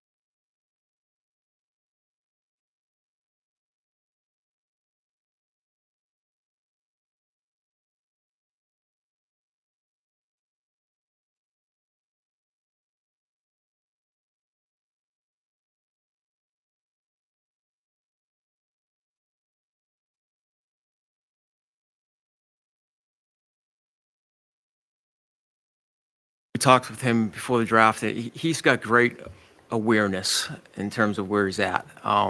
And he knows that, stepping into an NFL locker room, he's going to have to earn the respect of everybody in that locker room. And, just first building relationships with everyone, on the team is a big part of it. But that's one of the special things about him that we kind of learned through the process is that he has great awareness. And I think he knows that he has to earn the respect of everyone here. He has to earn the respect of everybody in this building. It's day one. He's not an established quarterback. He's not a Super Bowl. He's got to earn the respect of everybody. But just so you all know, we're going to give him Warren Moon's jersey. So, that's the kind of bull crap I'm talking about. And look, I think, again, Cam Ward gets it. Shedeur Sanders, I don't think he got it until at least now. And I don't know if Shedeur got it or not. We'll see. I understand Cam probably gets it a little bit, but the Titans have to do their part to say, hey, you got to earn this stuff, young fella. Instead, they just unretire a uniform for him, and they just go sign his buddy as a UDFA. And that does take me to Xavier Restrepo. And I do not like the signing of Xavier Restrepo. When I saw Adam Schefter tweet out Saturday evening that the Titans were signing Xavier Restrepo, I thought, oh, no. And yet, I do like Xavier Restrepo. I think he is a solid player. In college, he cannot run. And I'm sorry, I don't buy the hamstring excuse, and neither do the 32 other teams. He can't run. That's why they didn't draft him. So he's a slot receiver, and he can't run, but, he was a solid college player, and I'll take a flyer on that 10 times out of 10. Except in this one instance. And here's why I hate it. Because Cam Ward already has 5 new wide receivers. Ridley, new receiver for Cam Ward. Van Jefferson, new receiver for Cam Ward. Traylon Burks, new receiver for Cam Ward. DK, Iominor, new receivers for Cam Ward. They're all probably going to make the team. 3 tight ends, Chigakonkwo, Josh Wiley, Gunnar Helm. 2 running backs, Tony Pollard, Tajay Spears. He needs to be growing his relationship both on the field and off the field with those guys. Not some Scarbini who he went to college with who can't run. And it kind of reminds me of when you go off to college for the first time, you're away from mom and dad, and you're away from your high school, and maybe you're away from your city, and there's 1 or 2 people you went to high school with that go to the same college that you chose to go to. And you just naturally spend time with them, even though you weren't friends in high school, because that's who you know and you're comfortable with somebody you already know. And if you've experienced this, you already know you need to be making new friends. It reminds me of somebody I dated one time. She said to me, she was like, man, you've got a lot of friends from college, and I don't really have a lot of friends from college. And I thought to myself, yeah, that's not a good sign. You need to go off. You need to go make new friends, meet new people. That's where Cam Ward is. Cam Ward doesn't need to be rooming with Xavier Restrepo, doesn't need to be working out with, he needs to be with the guys he's going to be with at the major league level. Years ago, I had a friend of mine from high school ask me, how would you feel if you put one of your buddies from high school on the radio? Because again, this show is no different than what we used to do, in the hallways, the lunchroom, after school, before school, talking about the Titans. It is no different than what we used to do when we were 16, 17, 18 years old. And he said, would you ever put one of your friends from high school on the show? I'm like, no. He said, why not? I said, because this is the pros of talking about sports. So I'm going to bring on Trevor Maddich. And I'm going to bring on Chris Sanders. I'm not going to bring on guys I went to high school with. When I see the signing of Xavier Restrepo, I look at Cam Ward and I'm like, oh, get Cam a safety blanket. So then Cam's going to be working out with him. Cam's going to be spending time with him. Cam needs to be building those relationships with the NFL caliber players, not the guys that were good in college who aren't fast enough to be able to play in the NFL. And that's Restrepo. So that's the one thing that does bother me about this, where as 31 other teams signed Xavier Restrepo, I'd say that's a good signing. This is the one that kind of bothers me. Phone line driven by WilsonCountyHyundai.com at 615-737-1025. Brad is up next here on the program. Brad, thank you for calling and thank you for waiting. You go ahead. Go ahead, Brad. Sure. So I'll tell you this, as the draft was unfolding, I really was getting angry as everything started turning out. I don't know why. I did not like this draft. I like some of the other drafts a lot better. But one of the picks that I did like was Gunnar Helm. And I'll tell you why. We've heard many excuses for the tight ends on this team for years and years. And nobody in the NFL gets 4 chances to figure it out. And that's where we are with Chig. And I'm sorry. I'm done with him. I liked Wiley's game, but every time he straps it up and puts a helmet on, he gets injured. So I think that of all the picks, I wasn't happy with a lot. But for Gunnar Helm, I think it really sets it up for him to be tight end number 1 if he can come in here and just do the regular things that we need a tight end to do consistently. And I think he's set up. And I'll hang up and listen. Yeah, I don't want to get too excited about a day 3 tight end. And I appreciate your call, Brad. Tight ends traditionally take a while in the NFL to develop. Gunnar Helm, and I'm not going to pretend that I've watched Texas tape and I know everything about him. Gunnar Helm is slow. He ran a 4.8 4.40 at the combine. Now, I will say this, that is still faster than Xavier Restrepo. But he is a slow tight end. He does not block very well as far as tight end is concerned. He's got issues even in pass protection. There was a sack that Dane Brugler pointed out in the SEC title game that showed his issues in pass protection. I have a hard time looking at a day 3 tight end saying, that's our answer. Because the other 2 guys he's competing with are day 3 tight ends too. They need better. Like they need a free agent signing who has proven himself in the NFL at tight end, or they needed to draft, Warren or Loveland or somebody like that that's legit. And I know this draft wasn't very deep as far as the higher end of tight ends is concerned, but I cannot get excited about a day 3 tight end. I just am not there yet. Let's go to Jeff, who's up next here on the program on Xavier Restrepo. Thank you for calling and waiting. Go ahead, Jeff. Yeah, long-time listener, Jared. For this particular thing with Xavier Restrepo, I actually have to disagree with you a little bit. You got a young guy. From all the reports on Cam Ward coming in, this guy is a worker. This guy's only went to Miami for 1 year, and he was able to take leadership role there. Built up a good relationship with Restrepo. You get a guy, what you want is reps early on. It's not saying that he's going to make the team. Who knows? Again, you hope that these other rookie wide receivers that are coming in, your veterans probably aren't going to be there early on. This guy wants to get reps. He seems like a guy that really legit wants to be a good quarterback. Why aren't the veterans going to be there early on? They better be there early on. I'm saying the rookie minicamp and the OTAs are probably going to be there, but the person who's probably going to get the most reps with them is this Restrepo guy. He knows exactly who he is. He isn't turned off by work ethic when he went to Miami, and they said he took a leadership role, and this Restrepo was immediately they said he was even like a little brother to him. So this is a guy that whenever. So how's he going to feel if they cut his little brother? This guy's going to want to play. So how are they going to feel if they cut his little brother because he sucks?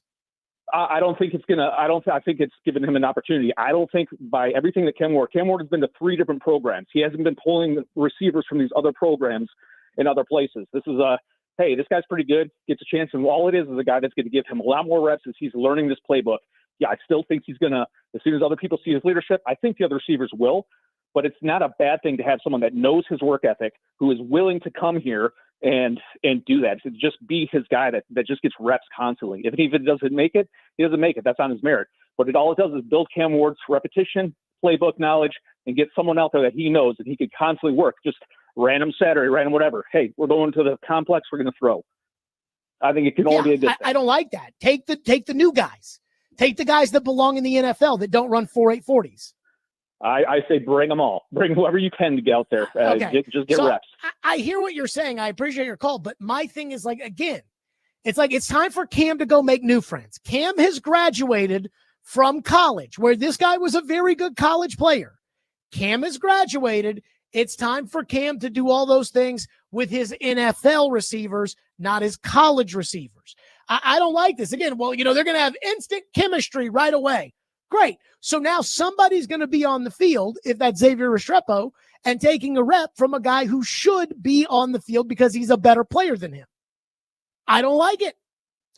Again, if Restrepo went somewhere else, I think he could be like NWI was here, where he slowly comes along and then is on the team. But could you imagine if that first year, if everyone's like, oh yeah, NWI is only on the team because he's friends with the quarterback?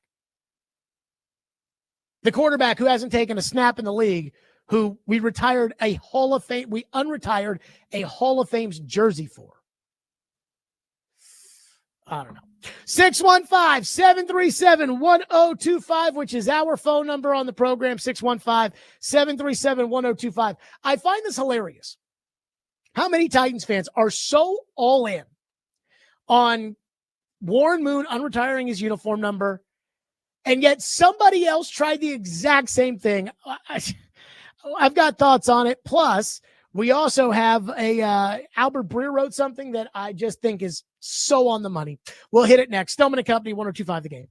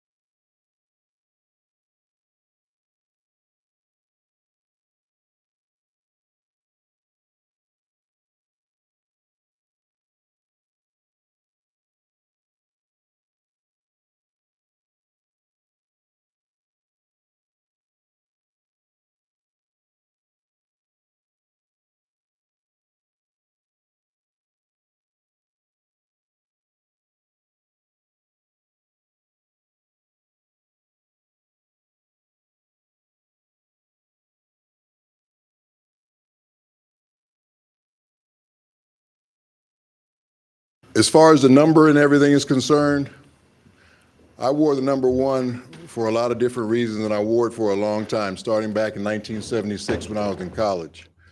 And I think I wore it very honorably for the Houston Oilers organization, to the point to where I created a Hall of Fame career for myself.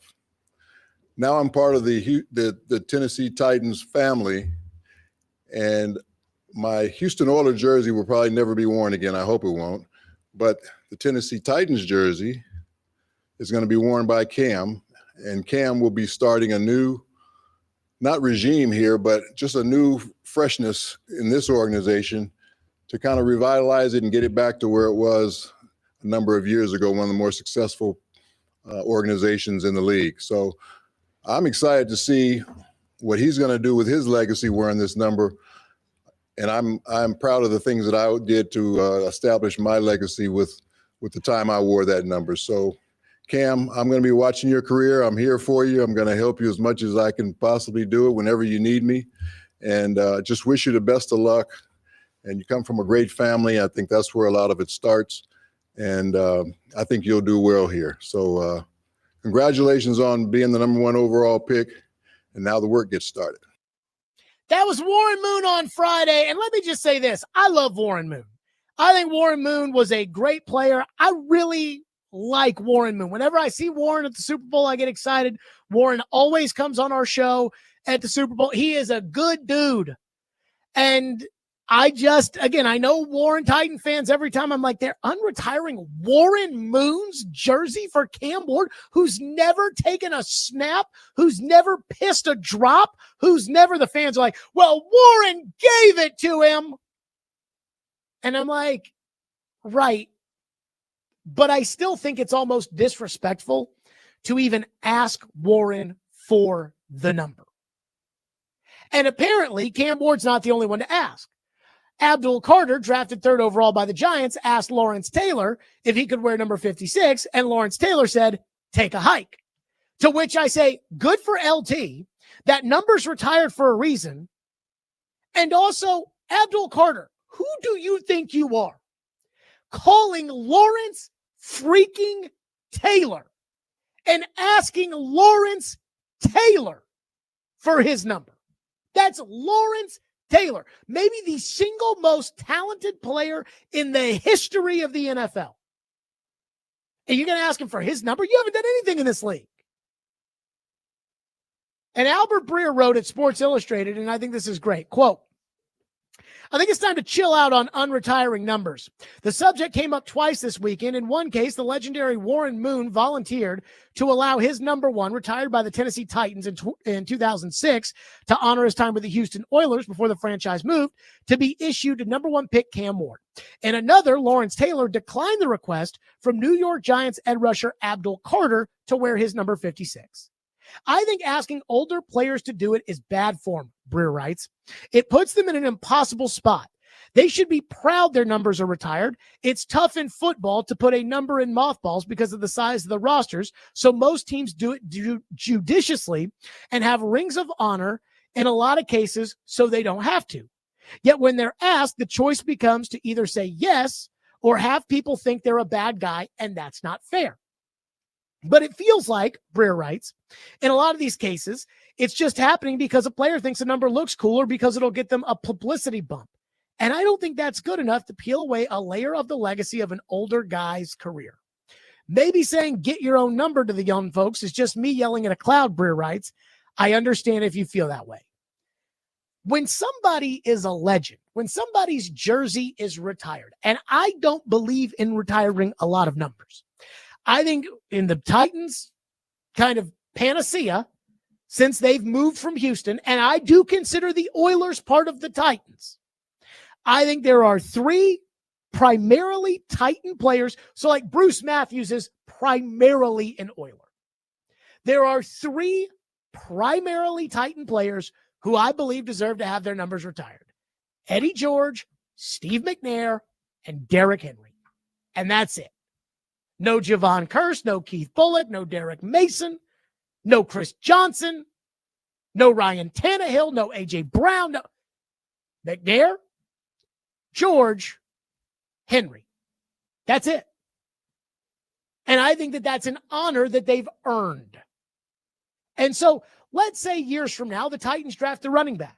And let's say that running back grew up watching Derrick Henry. And that running back idolizes Derrick Henry.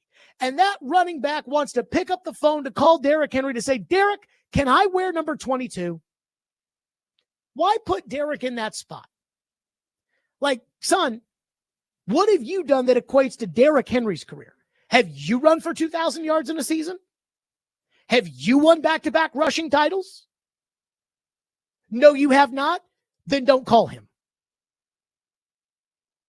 And the fact that everybody over there in that building, whether it was the owner, the coach, the general manager, the president of football operations, the fact that there isn't somebody over there that said, no, we're not unretiring Warren Moon's number.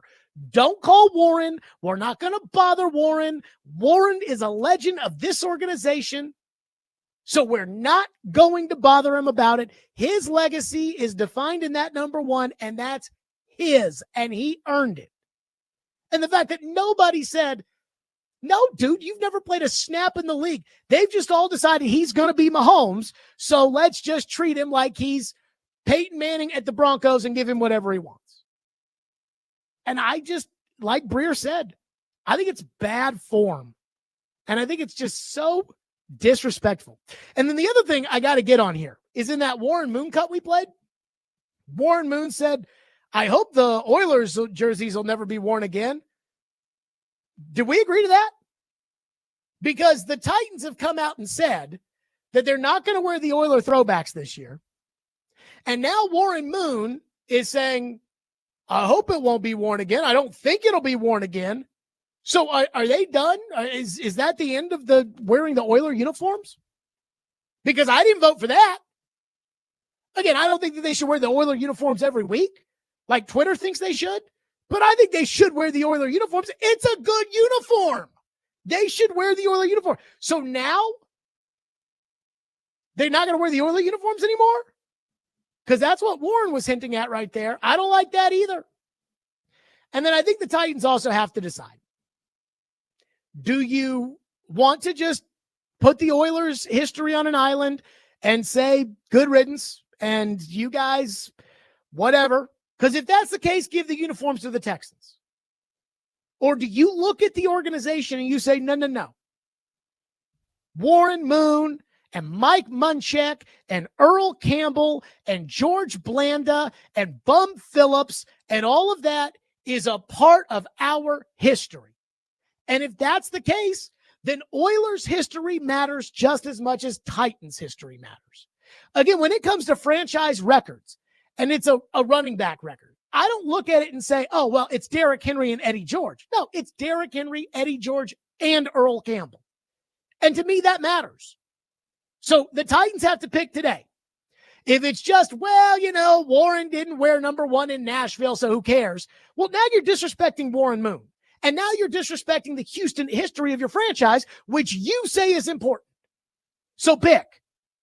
Because I think there are a lot of people, like here in Nashville, when it comes to Cam Ward, that are like, oh, Jared, why can't he wear number 1? It doesn't mean anything. Whereas in New York, if they had given Abdul Carter Lawrence Taylor's 56, you would have said, what in the hell were you thinking? So was LT more important to the Giants than Warren was to this organization? Like if I own the Giants and somebody said, yeah, Abdul Carter reached out to Lawrence Taylor and asked for the job, I would call Lawrence and I would say, LT, don't say anything. I will say you're not wearing Lawrence Taylor's uniform because Lawrence Taylor's uniform is sacred.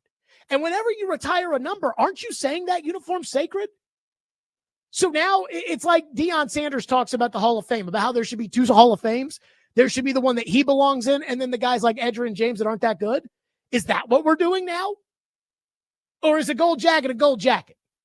And Joe Montana and Steve Hutchinson, they're the same. I think it's bad form. And I think it drives me crazy. All right, your phones. 615-737-1025 is our phone number if you want to weigh in. A lot of people want to get on this as well.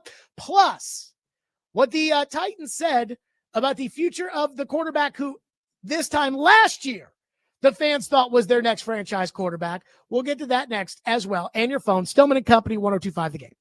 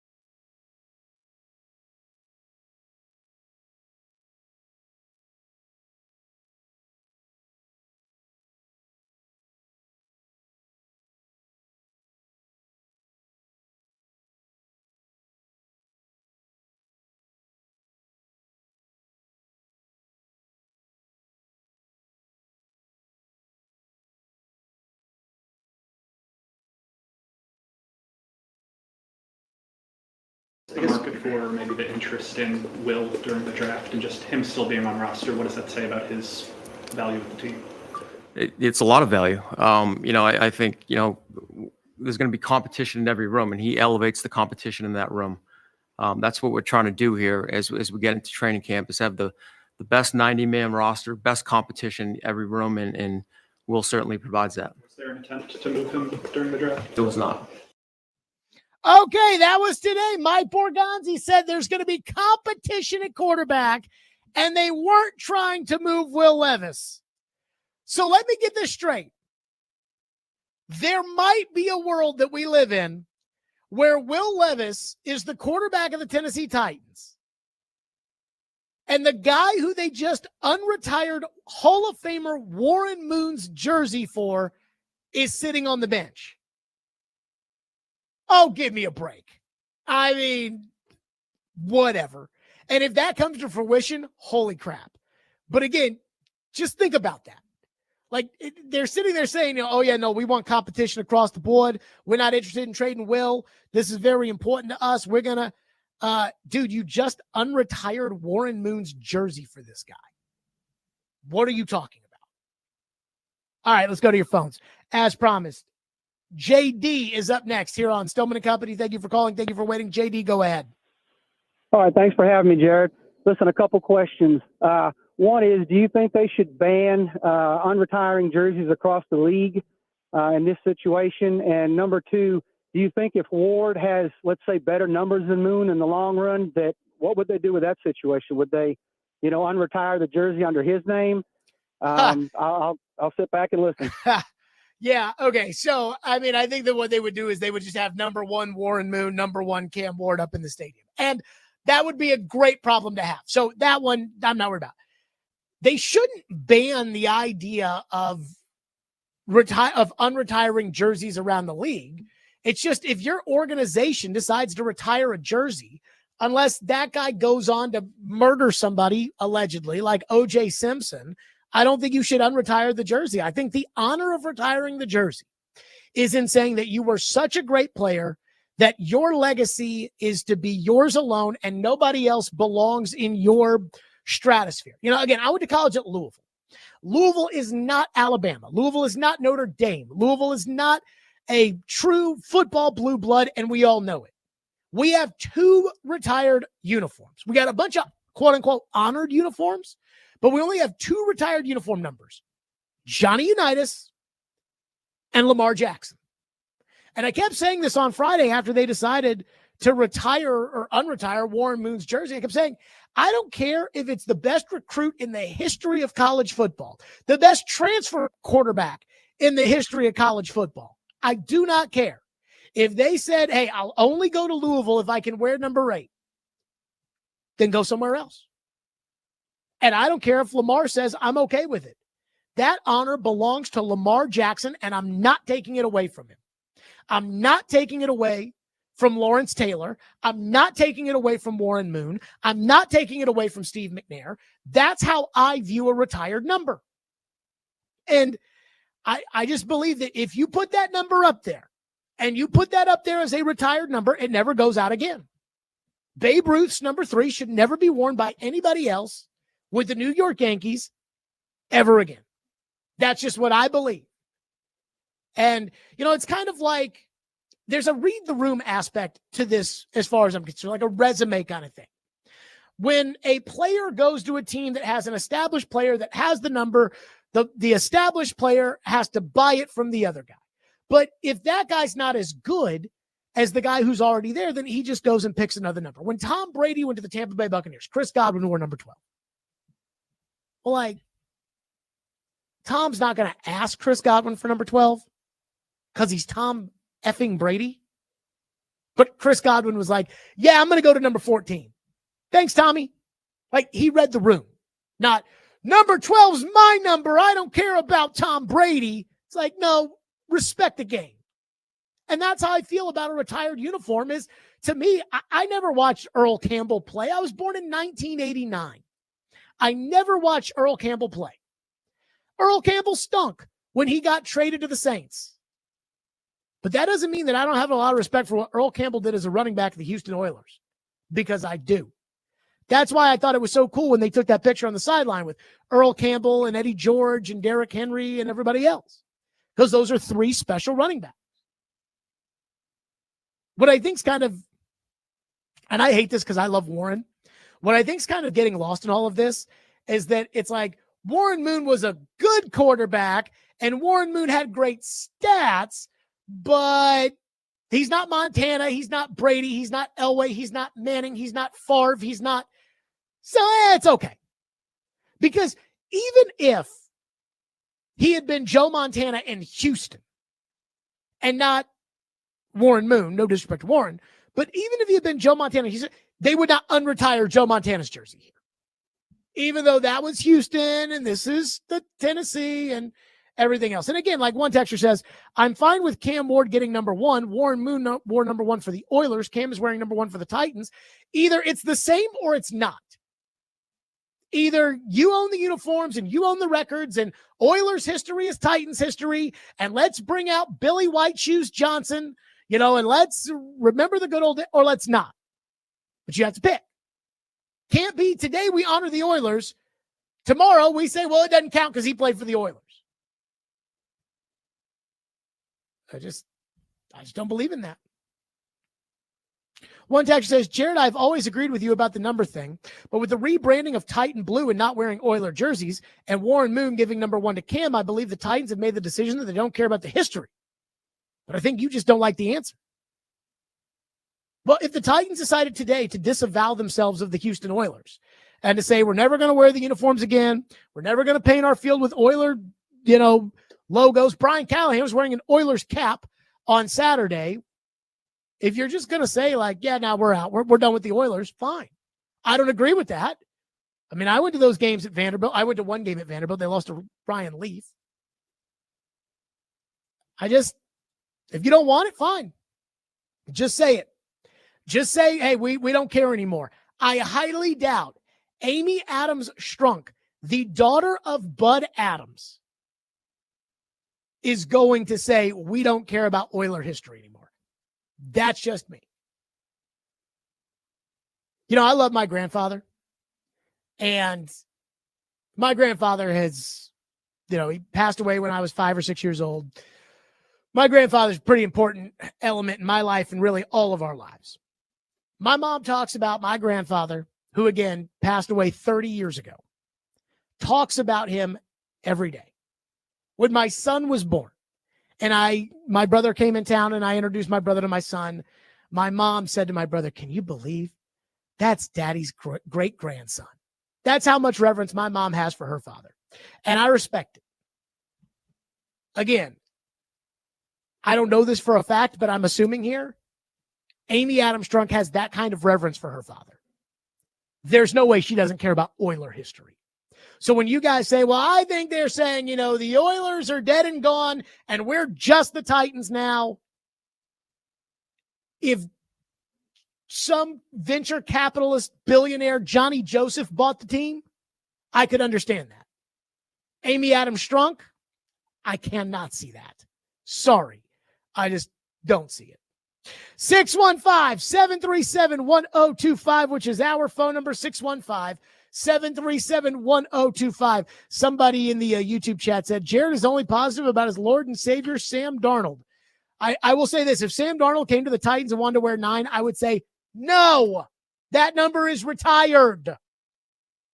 But I guess you guys would be okay with them retiring it. I don't know. 615-737-1025. A breakdown of the entire draft class. We'll go pick by pick, and we'll do it next. Stillman and Company, 1025, 106 The Game.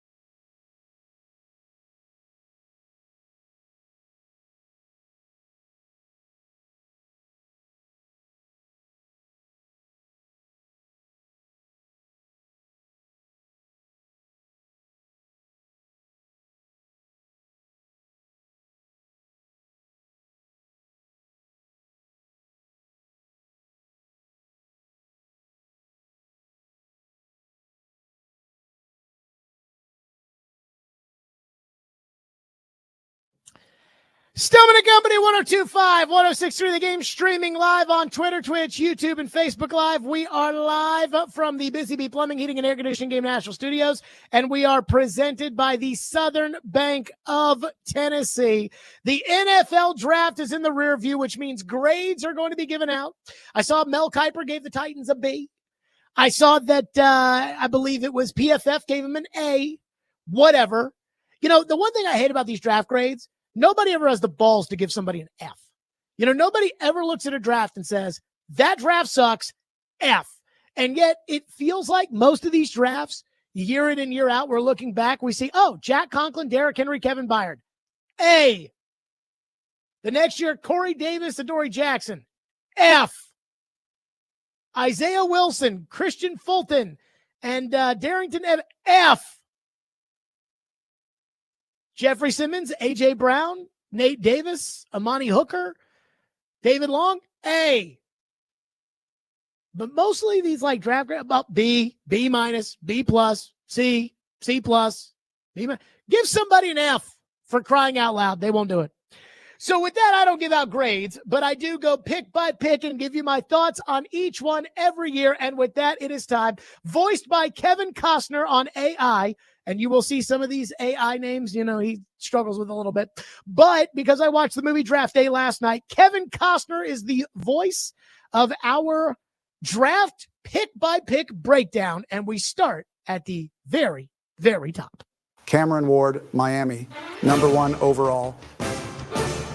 Cam Ward pick #1, and we went with Cameron because that's what the commissioner called him, because that's what his mama called him. So if his mama calls him Clay, I'm going to call him Clay. Cam Ward, #1 overall.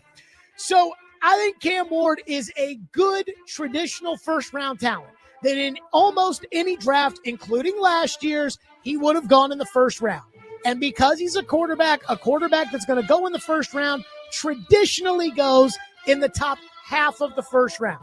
I think Cam Ward would have gone high in the first round in 2022 when only one quarterback went, Kenny Pickett. But I do think what Cam Ward lacks is while he does have good traits, while he does throw the ball well, while he does have good athleticism, he lacks an elite blue chip trait. He does not have Brett Favre's arm. He does not have Lamar Jackson's accuracy. He does not have Dan Marino's release. He does not have Peyton Manning's size. So those are things that I do worry about. And I worry about even if Cam Ward does develop as a passer, does get over his issues of taking care of the football. I know he didn't turn it over last year a lot at Miami, but again, you talk to these scouts and they're saying, hey, a lot of balls that were put into harm's way when he's running with the football, that can be dangerous. If he gets over that, I still wonder, does he have an elite trait that can make him a special player? He does have the ability to throw off platform in awkward, uncomfortable spots to get the ball out. That is something that cannot be coached. What I worry about watching his college tape is I do worry that Cam Ward was able to shake and bake in the backfield a little bit against ACC edge rushers. You will not be able to do that in the NFL. If that's Will Anderson Jr., you are toast. And I believe blitz recognition is something that's got to get better. I would like Cam Ward to start the season on the bench, though I don't think that's very likely. In fact, they unretired Warren Moon's number. It's not going to happen. I would like to see Cam Ward start on the bench. I think he's the best quarterback the Titans have, but I am worried about his development. But Cam Ward, he is legitimately a first-round talent in any draft, and by far the only first-round talent, in my opinion, in this year's draft. Femi Olade Joe, UCLA.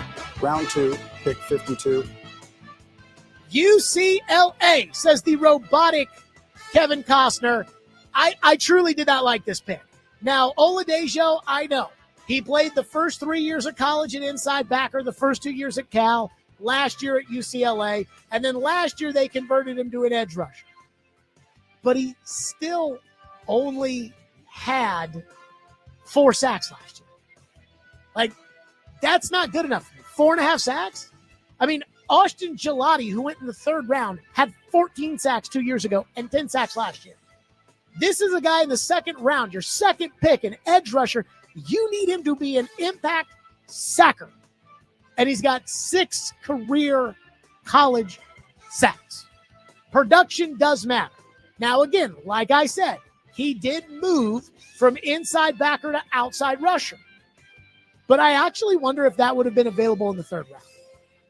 To me, there's a lot of projection to be done here with this pick, and I don't like projecting as much in the 1st round, 2nd round, as I would be okay with it in the 4th round. He does have great measurables, but again, PT had great measurables for a tackle. He just didn't have the production. With Femi Oladejo, he's got the body, he's got the measurables, but is he going to have the production at the NFL level? Again, 4.5 sacks last year. I need a little bit more production because the Titans need an edge rusher who sacks the quarterback. They don't need an edge rusher who sets the edge. I can go sign that in free agency for $4 million. I need an edge rusher who gets after the quarterback, and in college, he didn't really do that. Kevin Winston Jr., Penn State, round 3, pick 82. So Kevin Winston Jr. has a torn ACL, and I don't really have a problem with that because he did perform at the combine, on his pro day, and he ran a 4.5 140. He also ran the 20-yard and the 10-yard. So I don't have an issue with that. He is well put together at 215 pounds. He's not as big as Nicky Manwari, who the Titans traded the pick away in order to get the pick that allowed him to get Winston. The ACL doesn't bother me. Here's what bothers me when it comes to Kevin Winston. What bothers me is 1 interception in college. Again, production. 1 interception, 6 pass defense. That's it. That's not good enough. Again, I want production, and I'm using a day 2 pick. This has to be a start. Now, PFF loves Kevin Winston, and again, the ACL doesn't bother me, but I need production. That's why I like Nicky Manwari so much. Once Trevor clued me in on him on Thursday night, was like, yo, Manwari's legit, and I went and watched him on Friday because Manwari had 6 interceptions or in his college career. 2 last year were pick 6s. Production. Again, I understand some guys don't produce as much in college and then they go on to the NFL and they're great, but you drafted a sacker in the 2nd round who only sacks the quarterback 4.5 times in college, and you took a safety who's got 1 career interception, and according to Dane Brugler, that was off a coverage disguise, not something that he did. So that makes me a little nervous, but he's a big physical safety, and there's a place for that on this team. Chimray DK, Florida, round 4, pick 103. I like this pick. This guy can run. He runs a 4.3 4.40. That's fast. And again, I'm not saying that, it looks like, I'm not convincing myself that he might be fast. No, he is fast. He ran the 40 and he ran it fast. And that I like. He's also a former team captain. He's been in multiple places. Again, I don't think the quarterbacks at Florida were very good, and he still was productive. And his yards per catch, 18.6 yards per catch last year, 17.26 yards per catch the year before that. Now, he does drop the football a little bit, 17 drops over 5 college seasons, but he got more productive throughout his career. Last year, 783 yards. Again, this is a day 3 pick. A day 3 pick is a lottery ticket, and I like a guy who can run because the Titans don't have a lot of speed, especially at wide receiver. I am a fan of this pick. Gunnar Helm, Texas, round 4, pick 120. I think Gunnar Helm might end up being more of a tweener. A guy who, if he was just a little bit faster, he could be better. If he could just block a little bit more, he'd be better. If he could and you're going to see a lot of that on day 4 or day 3 in the 4th round. Now, here's what I love about Gunnar Helm. He got injured at the combine, and he finished the drills. Now, he's a little slow, 4.840, which is still faster than Xavier Restrepo. But he's more of kind of this Steve Sarkisian. Again, they run a lot of RPO, more of a receiving tight end than he is a blocking tight end. I've already got that in Chig.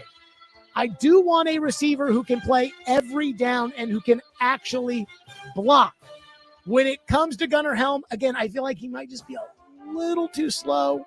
He might be just a little too weak, not, as tough, as big, as strong as an elite tight end. But he also might be a guy that develops into just the perfect amount of mix of everything. I don't mind it in the 4th round. I look at it like, okay, put him in there with Wiley and Chig, and let's see who the best of the group is, and whoever that is, put him out there. But I was looking for a little bit more at tight end. I think Gunnar Helm's probably more of a specialty player, and unfortunately, that's already what they have at tight end. Elick A.Y.O. Manor, Stanford, round 4, pick 136. Io Manor out of Stanford. I love this pick. He's got some red flags with some knee injuries that he's had in his career in the past. That's why he fell all the way to the 4th round. He is fast. 4.40. Again, that's A.J. Brown level speed. He is fast. You need that. He also was productive in college, which matters. He had 1,000 yards at Stanford 2 years ago, 6 touchdowns. 831 yards last year, 6 touchdowns. To me, worst case scenario, he's Nick Westbrook-Akine. Best case scenario, he's way better than that. Again, 6 touchdowns a year over the last 2 years at Stanford. Now, he does drop the football a little bit. 12 drops over the last 2 years. That's 6 a season. And he has had a bunch of knee injuries. He had a medical red shirt in 2022. He got hurt and missed the bowl game for Stanford last year. So that's probably why he fell to the 4th. But I love the pick. I think that he's got real talent. And again, just like DK, speed. Jackson Slater, Sacramento State, round 5, pick 167. I like this pick. And I'll tell you why. Because the Titans are not going to stick him out there right away. They're not going to put him out there and say, okay, get out there and play for us right now. He is a developmental interior offensive lineman, which, considering that Peter Skoronski is entering year 3 of a 4-year contract, and I would not pick up his 5th-year option as of now, and Kevin Zeitler's about 100 years old, you're ultimately going to need to develop a day 3 lineman into a starter.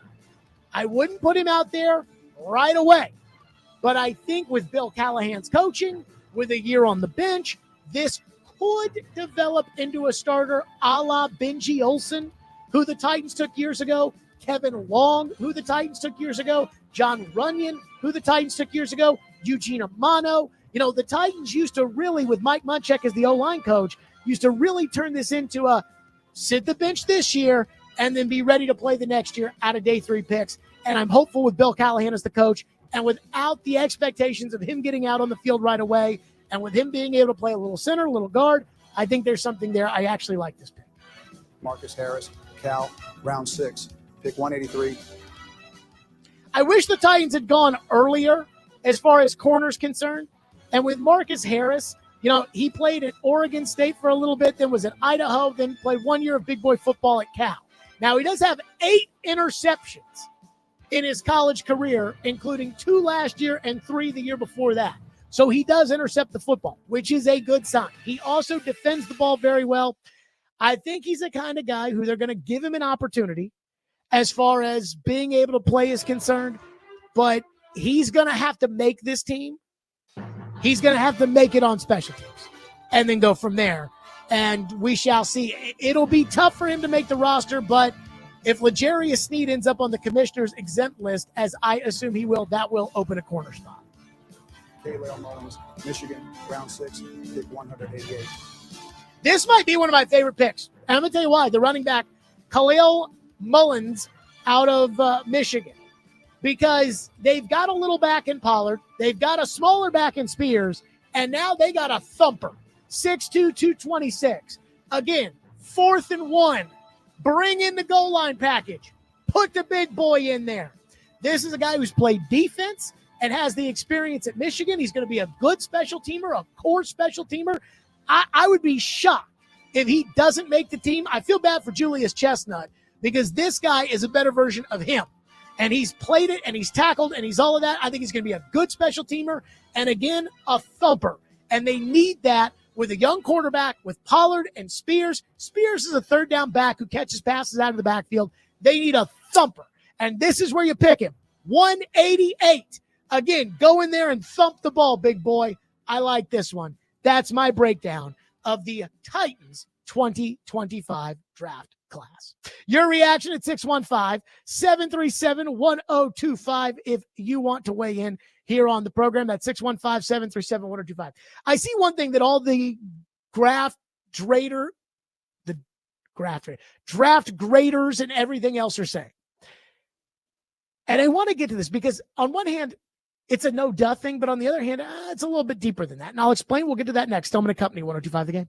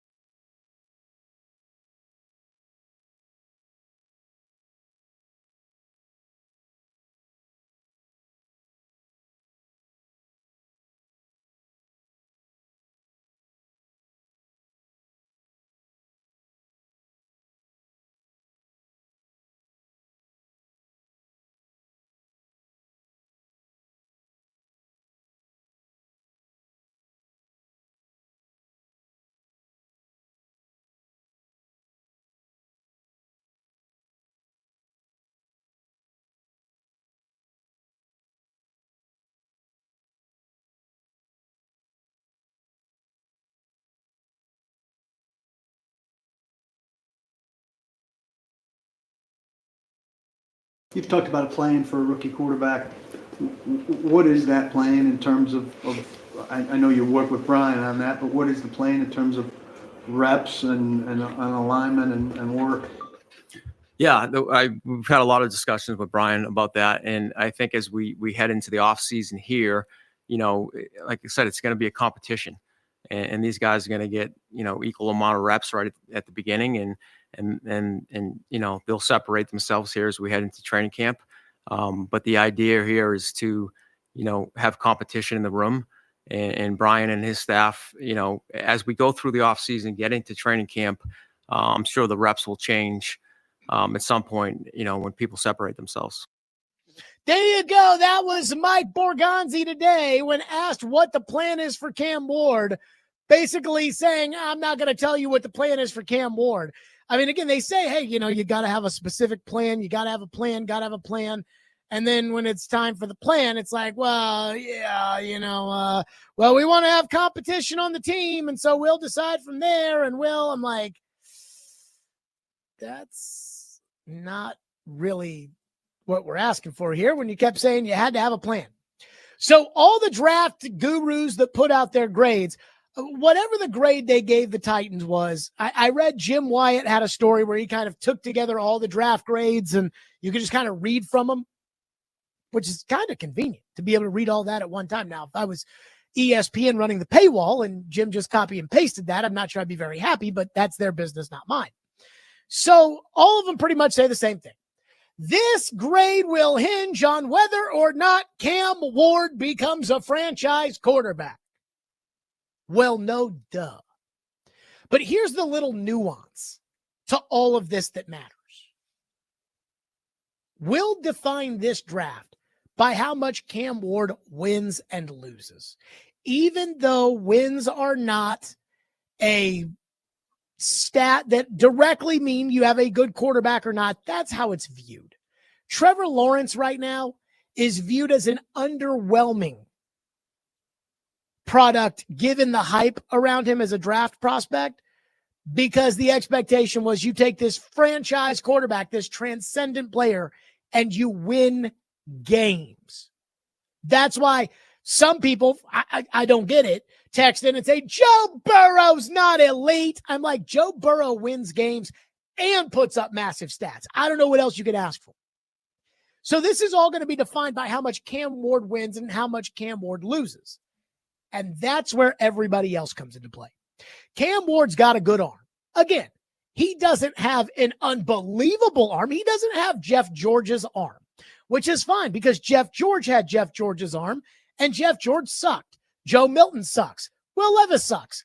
It's okay. But Cam Ward's got a good arm. And now Cam Ward's got receivers that can run. Calvin Ridley can run. DK can run. Ayo Menyor can run. So if one of those guys pops, it will help Cam Ward win more games because now all of a sudden defenses are going to say, well, we better back up a little bit because these guys can run. Could you imagine if Derrick Henry ever played on a team? And I know A.J. Brown was a good receiver, but could you imagine if Derrick Henry ever played on a team with Tyreek Hill? Oh, you want to come up to stop Derrick Henry? Well, we're going to throw over the top. That's where this matters. Mike Borgonzi kept saying it all weekend. He's not wrong. They have holes on the team. And in order to fix those holes, you have to draft and sign good players. Well, from a budget standpoint, they haven't spent a ton of money. So they haven't really been able to sign a bunch of those holes to fix them. But you can always draft. Well, if Kevin Winston becomes Kevin Byard, and if Femi Oladejo becomes Javon Curse, you're going to win more games. And so I don't mean this to be disrespectful or anything else when I say, well, no, duh. This draft class and your draft grade in 3 years from now when we turn around and we say, okay, how'd the Titans do in the draft? It's really going to be about Ward. It's these other guys, given the lack of depth on this team, that are going to help decide whether or not Cam Ward wins and loses games. Again, I don't think it's an accident that when Josh Allen first got in the NFL and was terrible, that he had the second-ranked and third-ranked defense in the NFL his first 2 years. I don't think it is a coincidence that Patrick Mahomes has a Hall of Fame coach, had the fastest receiver in the NFL, the best tight end in the NFL, a franchise left tackle. And if there ever was a Hall of Fame coordinator, he's got it with Steve Spagnuolo on defense. they were able to unlock the code when it came to Mahomes. Again, I don't think that's a coincidence. Just like Sam Darnold sucked with the Jets and Tannehill sucked with the Dolphins. And then Tannehill got around Derrick Henry and A.J. Brown and Arthur Smith and became one of the better quarterbacks in the league. Again, I don't think those are coincidences. I don't think anybody thinks that he's going to be Manning or Burrow and just immediately take the team to the top by himself.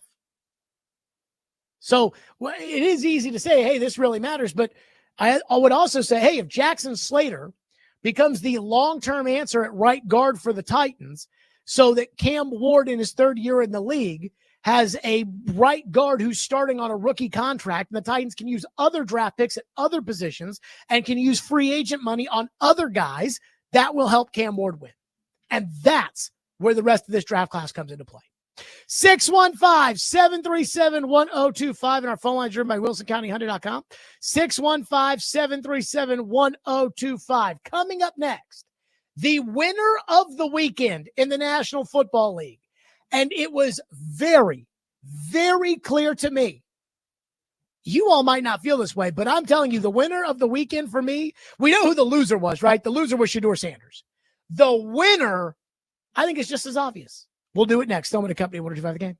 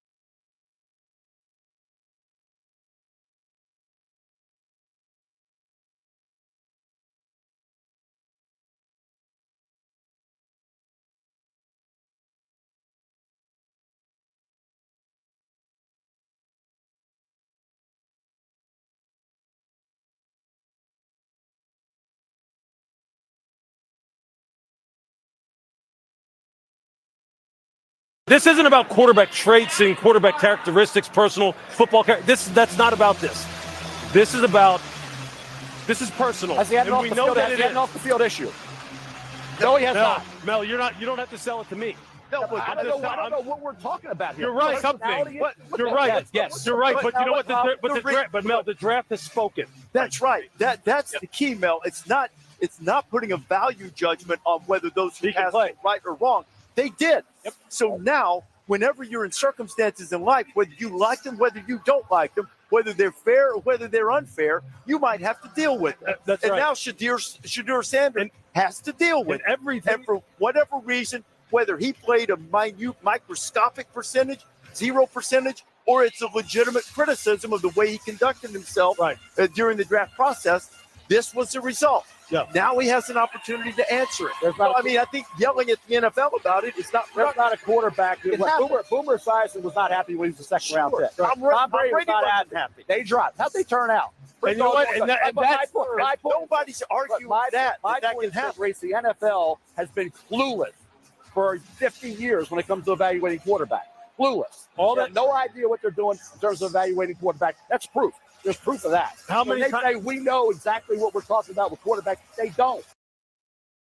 Okay, that was Mel Kiper over the weekend. And again, Mel was just losing his mind as far as the loser of the weekend was concerned, Shadur Sanders. I think we can all agree. If there was a winner of the weekend, a loser of the weekend, the loser of the weekend was Shadur Sanders. But I'm going to tell you who the winner of the weekend was.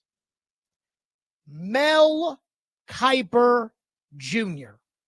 If there is anything you will remember about the 2025 NFL draft, it will be that Shadur Sanders fell a massive Humpty Dumpty level fall from where our expectations of where he would be drafted to where he actually was drafted is concerned.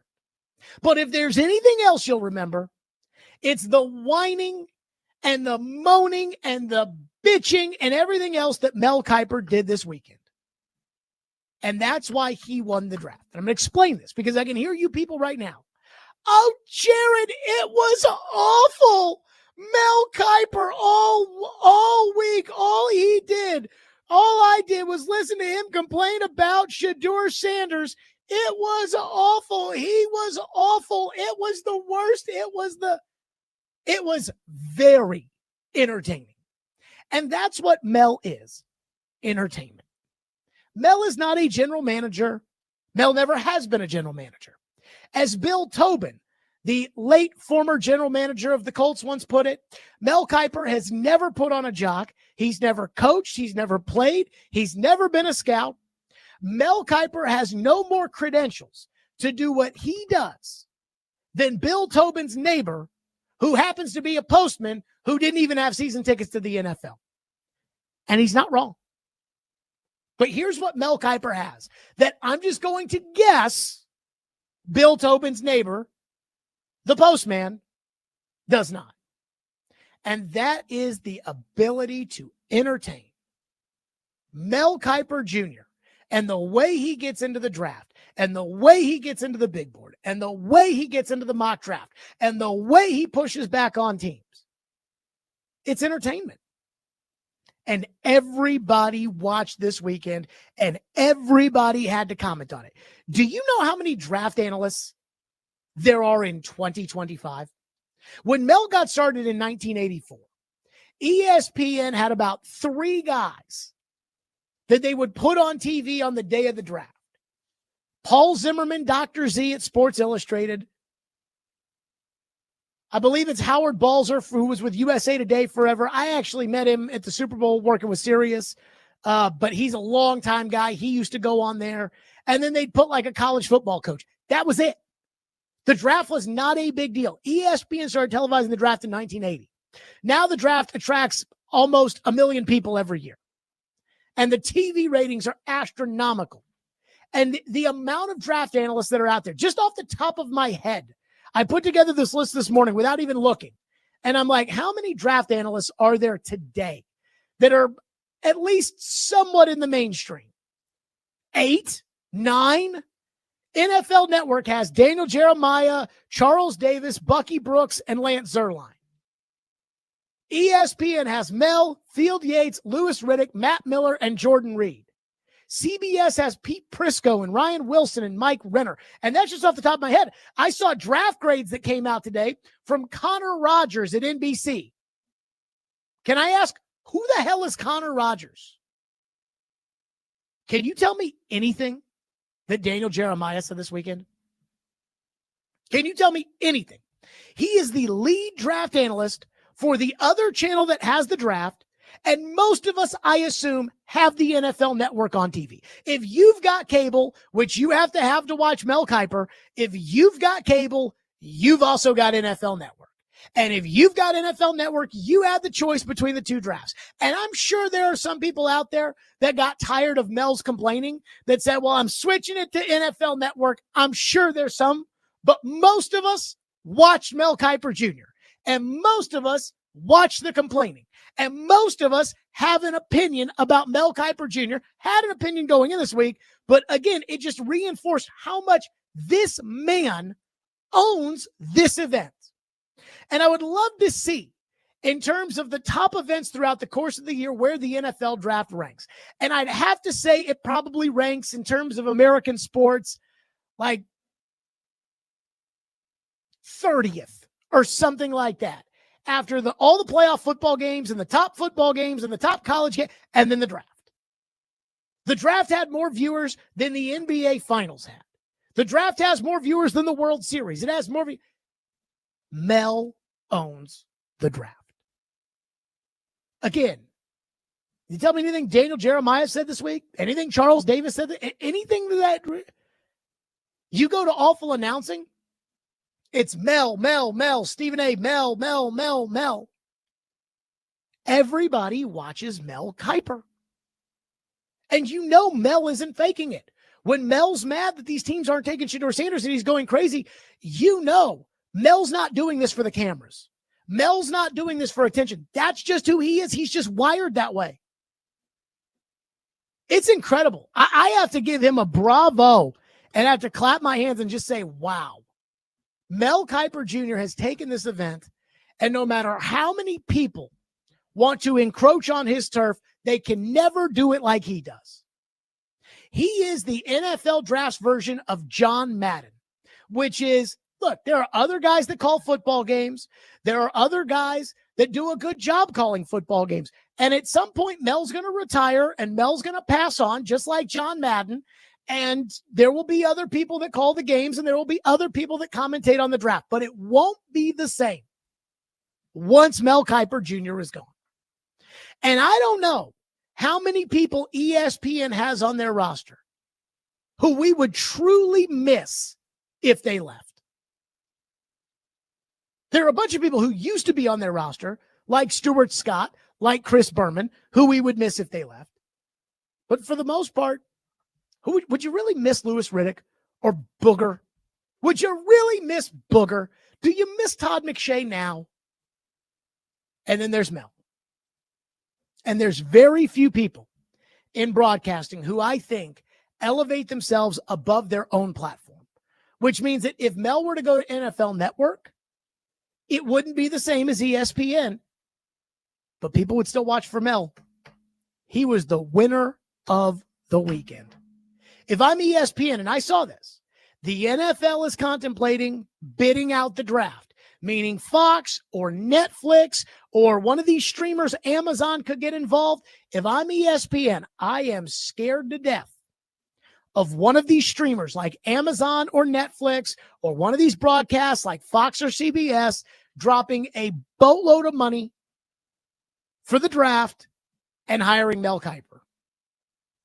Because ESPN's identity with the draft, it is Mel.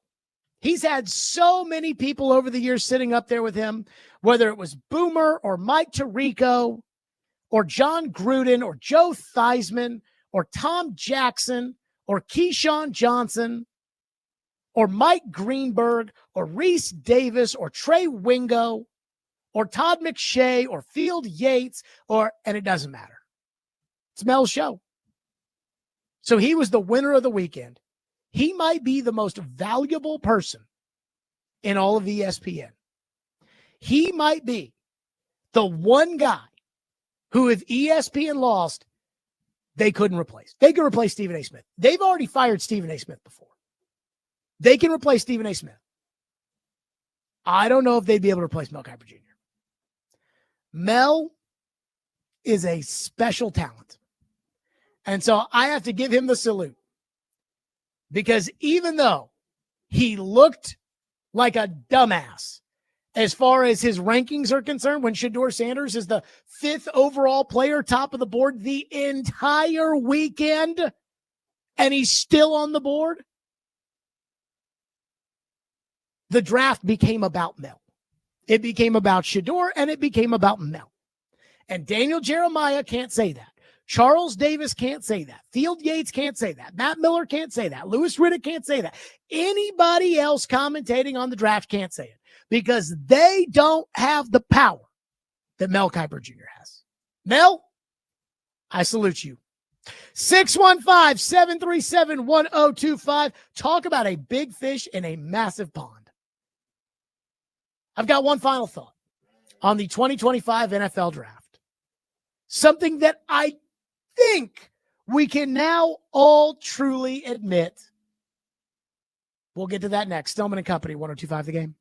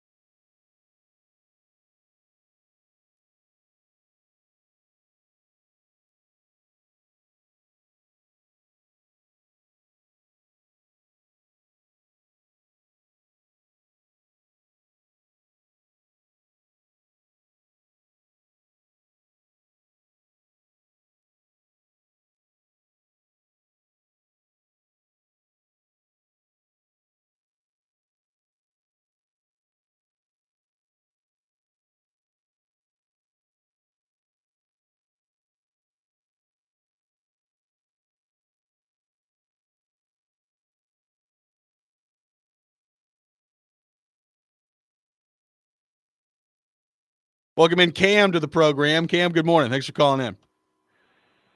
Good morning, fellas. How are you? You're good. Good. Hey, so I hate to do this to you, Joe, but got to hold you accountable for Here we something go. you said on Friday. You said on Friday after talking to Stillman that if Shadur dropped to the 5th round, you'd admit that he was a TV prospect. He dropped to the 4th, right?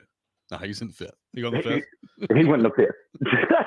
Well, we're going to talk about this next hour, so I'm not going to spend a lot of time on this right now, but let me just tell you, this is so far beyond what anyone, including Stillman, could have guessed. If you guys want to make it about that, that's fine. This is the most shocking thing I've ever seen in the NFL draft. Oh, I agree with you 100%, and I didn't expect it at all. But the words literally came out of your mouth. Maybe if he drops to the 5th round, I'll admit he's a TV prospect. Yeah. I'm just saying. No, you're right. You got to be held accountable, Joe. That's fine. Thanks. That's fine. That's fine. Thank you, In fact, because of course Stilly texted us, of course, like, at all hours of the weekend. And I think what did I say? Like, actually, he's a telegraph prospect or like a Victrola radio prospect, There you go. That was this morning on Robbie and Rex Road. And I was not up early enough to be able to hear that, but I did text Ian this morning and I said, hey, did they talk at all about, did Joe admit to Shadur being a TV prospect? And he's like, caller called in at 6:45. So I went back and I listened to it and I'm like, I think that's Joe admitting that Shadur Sanders was a TV prospect. I would agree with that. I mean, he said that this was so beyond what anyone thought. If that was 5th round, I think that's probably about right. Okay. So here's my question for everybody out there. Are you going to be like Mel Kiper and call everybody else stupid and say the NFL for years, they don't know how to develop quarterbacks. They don't know anything about evaluating quarterbacks. When Mel is so infamous for the Jimmy Clausen take.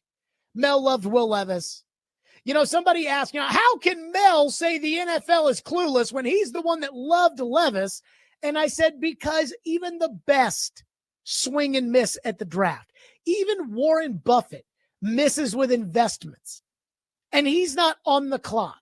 And there's not only a certain amount of companies he can invest in a given year, where there's only a certain amount of quarterbacks you can take.